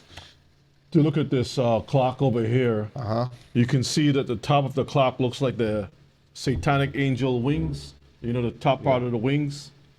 Right here, you see it? Yeah, try to make it bigger. That's okay. Everyone can see it. But you know the wings? Yep. Dracula's wings. All right, let me escape it and come back in. All right. The devil and his fallen minions loves the idea of the secret society because why? You don't know who's who. It's like you get a group of people in the room and you give them a secret and you give them a secret mission, but they all have the same mission, but nobody trusts anybody. That's basically what it is. Many of the groups all have one thing in common: the wicked spirit.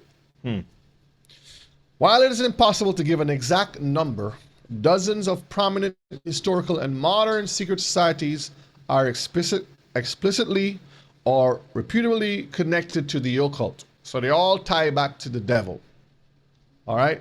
Focusing on esoteric knowledge, mysticism, and hidden rituals. These groups often blend spiritual, magical, or occult metaphysics into their structure. So you can tell by how they dress, the quotes they say, the people they associate with, their buildings that they have, with the left angles that they build in their structures, the different things that they find themselves associating with, all link back to something within the occult, the world of the occult, signs and symbology, okay? And they'll give you movies to try to throw you off, to make it, again, the Jedi mind trick. This is just entertainment. It's not real. But yet, everything is right before your eyes, okay? All right, this is some of the orders that they have. Read that for me.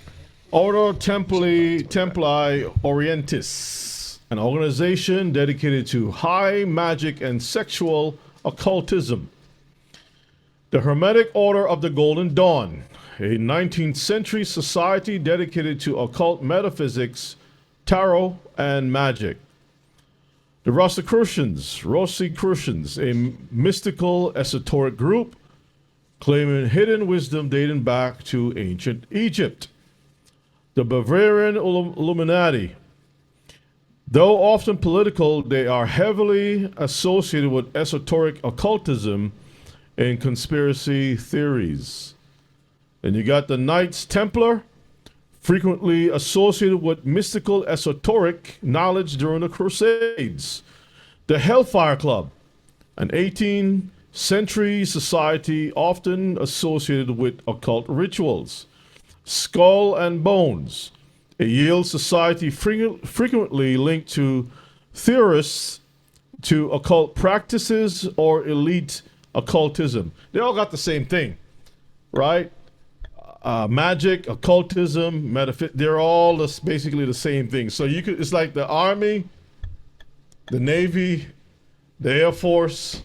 I mean, you can move from you can leave one division, one part of the military and go to another branch and so forth. You can go back and forth, or you can just work for the CIA, FBI, and DEA.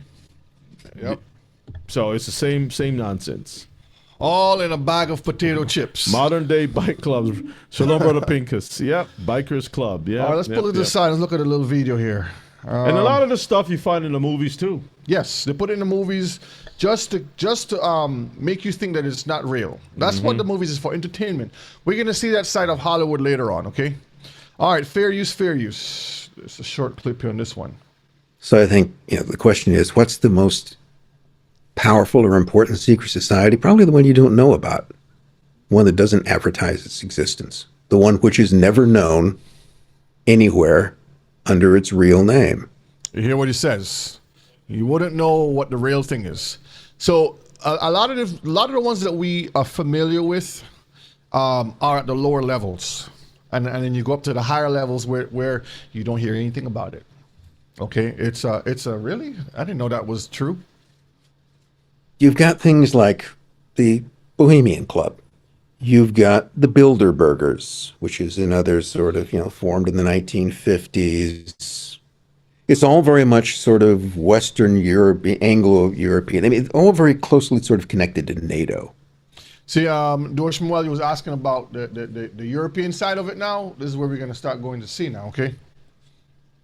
The whole concept of a kind of Atlanticist world, which is essentially the Anglo-American combined with Western Europe.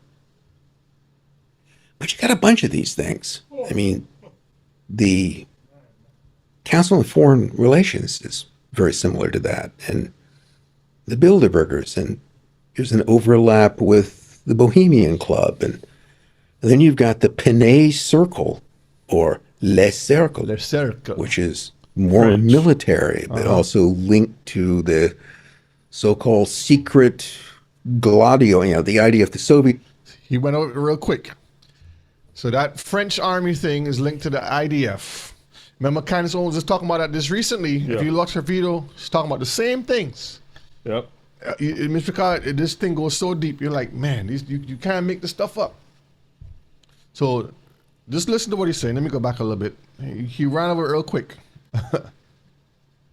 Military, but also linked to the so-called secret Gladio. You know, the idea if the Soviets overran Western Europe, there would be a stay-behind organization called Gladio. There'd be these freedom fighters. So the question I have about that is that how many secret organizations do you need? I mean, why all these separate groups, which often seem to have the same people into them? I don't put much stock in the idea that there actually is some small group of people running everything, because if they were, it would operate more efficiently. I do think that there are various disparate groups of people. Just like what you was mentioning, is the same common goal.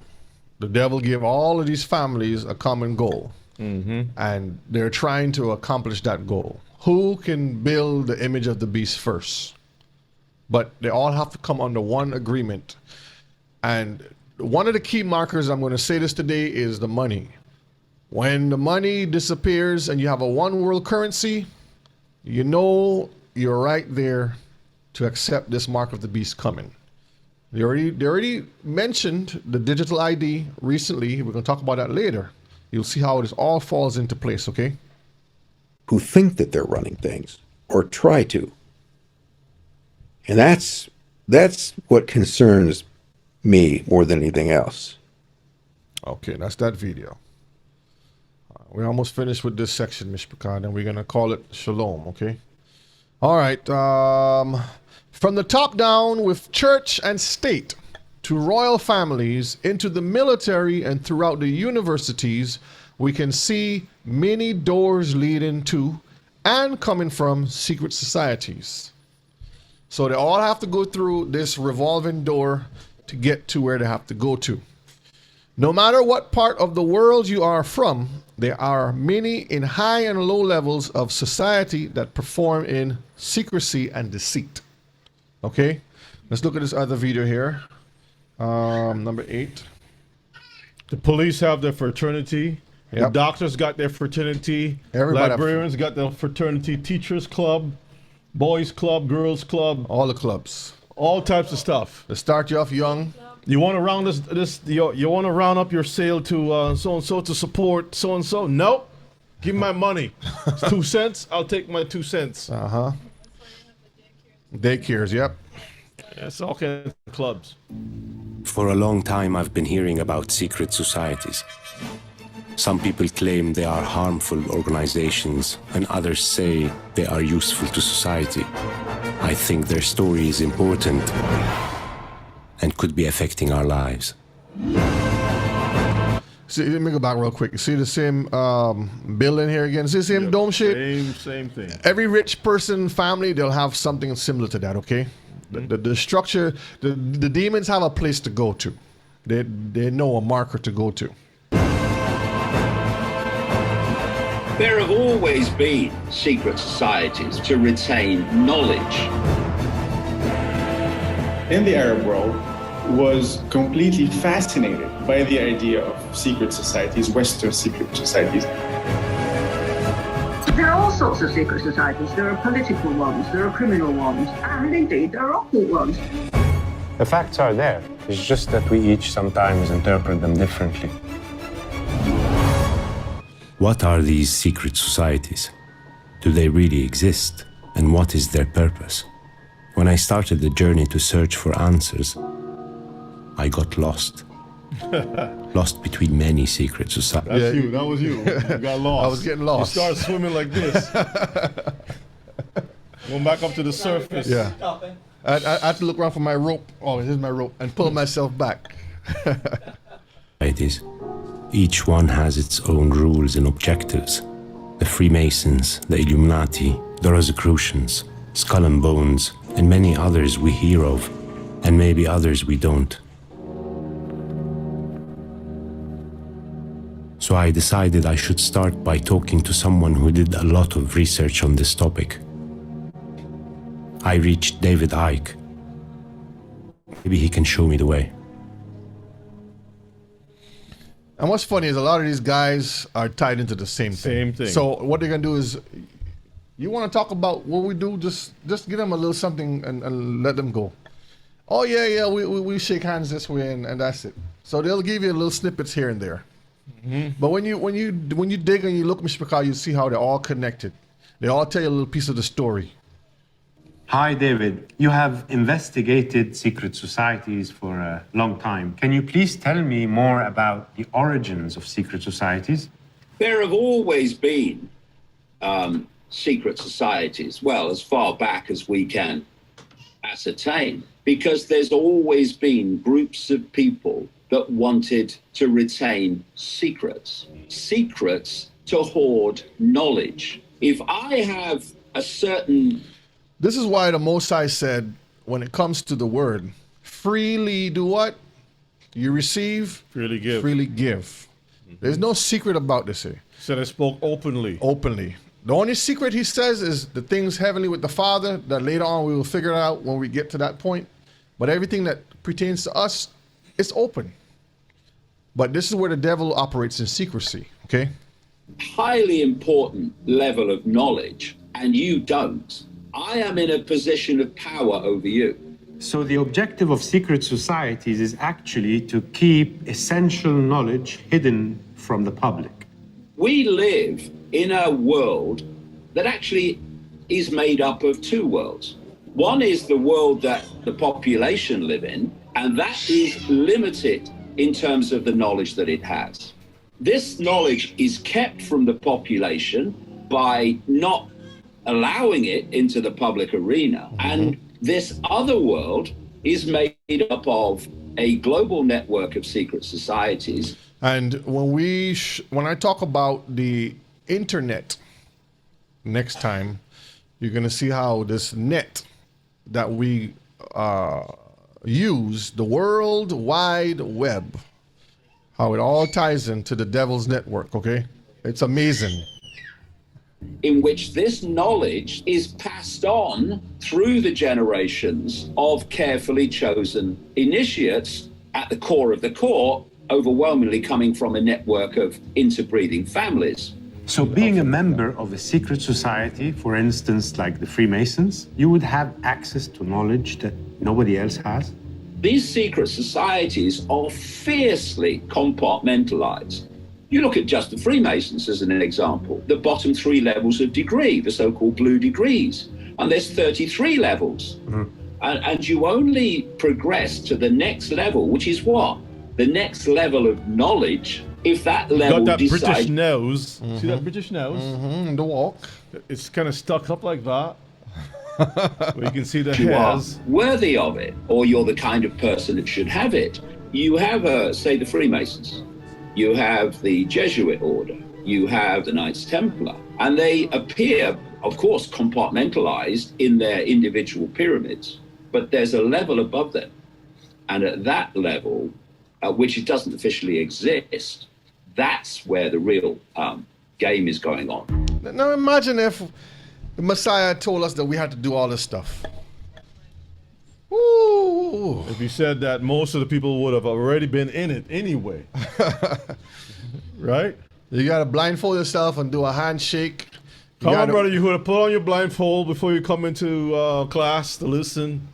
You can get some special secrets.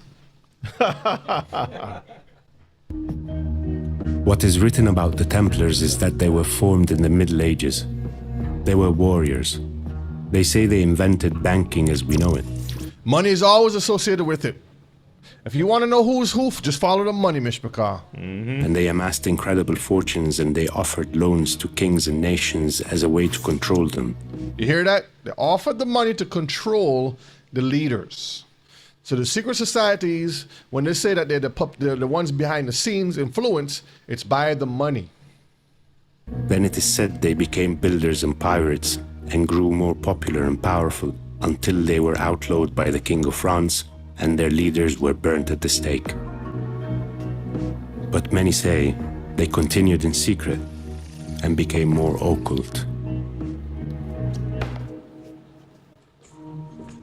It seems there are many secret societies who people believe are ruling the world or producing its leaders, like the fraternity called Ordo Novi Templi, or New Templars. This is what I was referring to. When you start doing this research, is how everything starts looking. Yeah. You're trying to figure out which door to go through. It is said to be behind the rise of Hitler.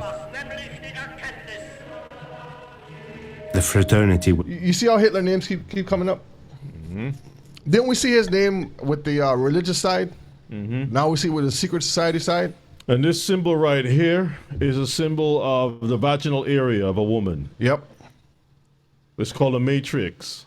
Okay? It's founded by Jörg Lanz von Liebenfels, a racial theorist, and Guido von List, an occultist.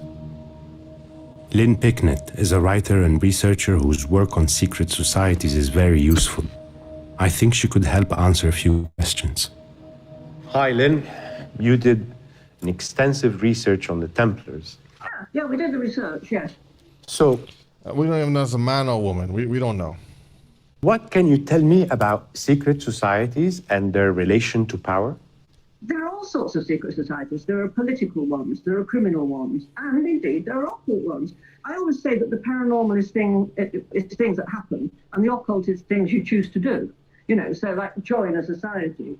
And ritual magic, for example, which is all about focusing your will through rituals, and they hope to change the actual world through their will. Whether or not they manage it or not is another matter. Do you think there is a link between secret societies and powerful political organizations, such as the Nazis? The Nazis had their roots in a sort of semi-mystical belief system called Ariosophy, which actually came from the 19th century, but built up in importance after the First World War when Germany was beaten. And Germany felt it needed to build up its national pride. So they became very obsessed with Ariosophy, which was basically the idea that the Aryan race was a very ancient race that had ancient wisdom and had mystical roots. When you talk about ancient, it's going back to the days of the tower, all the way back to Babylon, Babel. And was going to rule the world. It's quite interesting that you have the United States, of all places, you know, being actually founded by unapologetic Freemasons. I mean, you know, they were, you know, there was nothing sinister about them because at that time, certainly, the Freemasonic ideal was about enlightenment. So they soften the whole thing up, and they hide the fact of the witchcraft, the sacrifices, all the stuff that they do, the wicked things behind there, and then they bring the nice side to it. Oh, we help the poor, we build buildings and hospitals, and we do nice things to the public, and we do talk about Jesus too, and they talk about all these different things. So this is the lighter side that she's talking about here. You have, you know, George Washington, you know, Benjamin Franklin.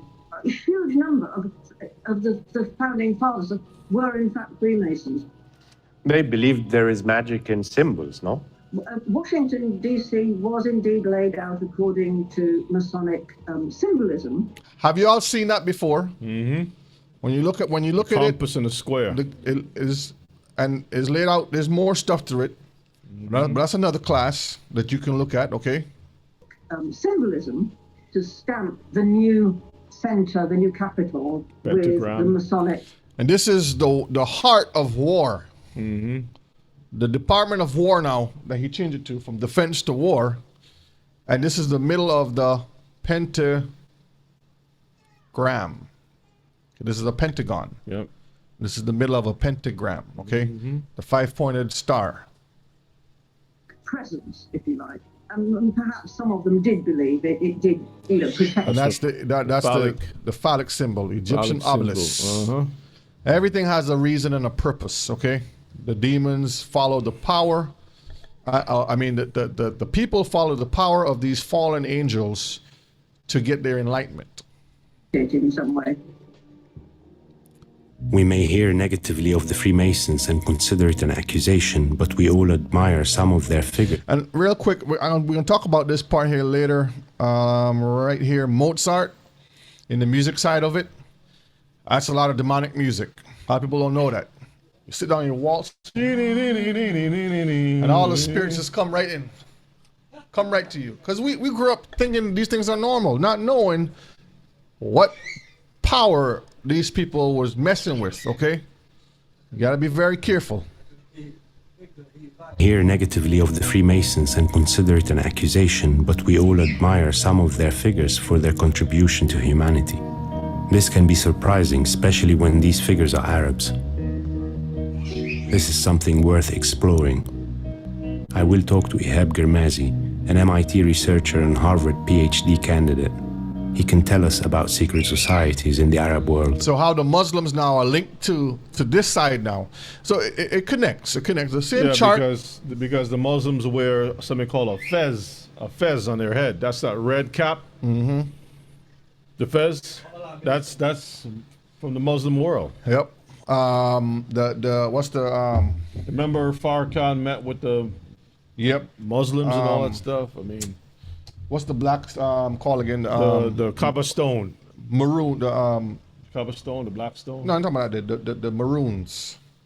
What's it called? Maroons. What's the black people that called that was back? Huh? Moors. That's what I'm talking about. Yeah, I had a brain freeze. The Moors. They used to wear the same fez hat and stuff too. It's all connected to this same thing here, Mishpaka. It would be very good to start by saying that seeing Freemasonry and secret societies as a particularly evil organization in the Arab world especially is mostly a product of the second half of the 20th century.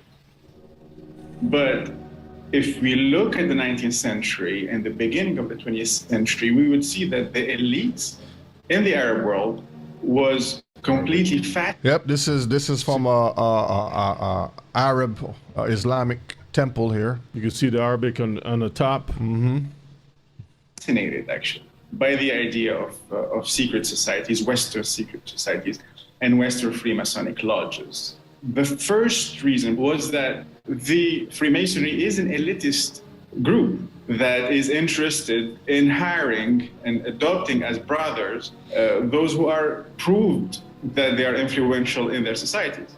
The second reason, they are different from the colonial, materialist, racist program, and perhaps most importantly, that they claim they had a spiritual aspect to them. Okay, we'll stop on that one there. Almost finished. Let me see. We got one more slide. Let me see. And then we're going to call it. Let me go down here now. So we'll see that part there. All right. Secret societies influence politics by providing a secretive elite network for planning, networking, and controlling agendas. And you can see the Bohemian Grove down here. With the owl. With the owl. It's a big owl right here. All right. This is your long lost president, the Bush and the Kerrys, who are part of this organization. Anyone know what the sign is over here? The Klan. That's the Klan. That's correct. With the Aryan symbol of the blood, the pure blood. Pure blood. Yeah. This is the Klan. They are also part of this. And John Kerry is actually a Jew. John Kerry is actually a Jubu. Mm-hmm. Yep. Yeah. His family, I think they were French Jubus or something like that, that came over to Ireland, or they adopted the name Kerry from Ireland or something like that. So it's a whole history behind him. And I think he's married to the Heinz family. Yeah. The ketchup people. Ketchup peoples, which is also, I believe they're also Jubus. Okay. So these families here all come together under these organizations to shape public policy. And you can see right here, colleges and universities, particularly Ivy Leagues, institutions have a long history of secret societies that recruit high-achieving, influential students, often focusing on campus leaders, athletes, and social elites. And some of our people have been caught up in some of this mess with the fraternities and sororities, not knowing that they're serving the gods of the Greeks and back up the food chain to Lucifer. Okay? All of this stuff here is just under the network to serve the one purpose of bringing in the mark of the beast. Okay? This is how they influence policy and control the agendas in the communities. Lastly, military organizations have historically been linked to secret societies, clandestine stay behind networks, and covert informal groups. So when you have all of these Mossad and CIA and special forces and so forth behind the scenes of the different armies, they all go through a lot of these secret societies. Even back to the churches again. Churches and secret societies have a complex history involving overlap, conflict, and mutual influence, because it's a power struggle. It's a money struggle. How can I get this in order to achieve that? Okay. This is the last video I'm gonna play today. Let me see if I should play this, because this might be a little long. I'm gonna continue. Let me see. Hold on. Let me see for next time. Yeah, I'm gonna save it for next time. Let me see how long this video is. Okay, we'll save this one for next time. I'm gonna stop here, because I had some more interesting things I wanted to play, but it's all interesting. All right. So we'll stop here today, because there's so much to go through and I don't want to rush. Let me go to the next slide. Let's end on this slide here. Ecclesiastes 12 and verse 14. For Elohim shall bring every work into judgment with every secret thing, whether it be good or whether it be evil. Hallelujah. We're going to stop here at this one. So let me go back up. I hope we have learned some things about the secret societies and the royal families. Let me do this. The royal families.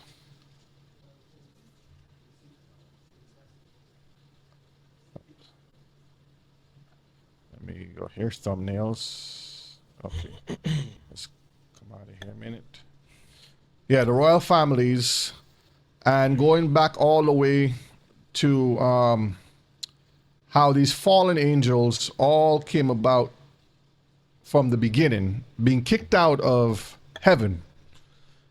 All the evidences there, Mishpachah, is just about putting it together and understanding the bigger picture. I always like to look at it as you looking down at an ant hill. From the ground perspective, when you get down to the ground, you won't notice it. But when you stand up, you can see the whole aerial view of where each ant have their hill and what they're doing. Ant hill, huh? So, Mishpachah, I hope we learned something today. Kingdoms of the world and the empire of darkness. We'll continue a part 2, maybe a part 3, we'll see. But there's a lot of information seeing the hierarchy of the pyramid that the devil has put out, the pyramid scheme of wickedness. Hallelujah. So we can see what to stay away from and how we can educate our children and prepare ourselves for our Messiah coming back, that we won't be caught off guard when the beast system opens its doors. Okay? So yeah, it's a huge mess, and we want to thank the Most High for allowing you to take the time out, put that research in, which is so essential, because it helps to pull all the different the labyrinth, help to expose the labyrinth of this world. And yes, brethren, I was looking at the Kerry family. John Kerry is also tied to the Forbes family. Yeah, there's a lot of things that they're all tied to. So thank you, Brother O'Shea, for taking the time out, put together this class. And next week, most high willing, we will continue on. We'll see what else is down this so-called rabbit hole or the holes. I hope that everyone has learned something tonight. And thank you all for being patient with us as we travel on this road to Zion together. Hallelujah. With that said, we're going to close up today, and we'll ask Doch Moel, since you're here with us still, we'll have you close up with prayer in the name of our King.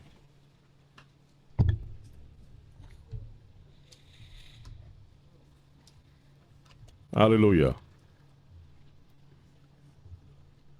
Loving Father, we want to Loving Father, we want to thank you once again to give you thanks and praise. We thank you for the service. Thank you for everything that take place here today. Bless the offering. Bless our hearts and bless the food. Help us to continue to serve thee in the way you want us to. Because I do ask it, Lord, in your wonderful name I pray. Amen. Amen. Let The words of our mouth, the meditation of our hearts, be acceptable in your sight. Oh, yeah, strength. Redeemer. Love you all. Stay strong, stay sharp. Until next time, we say shalom.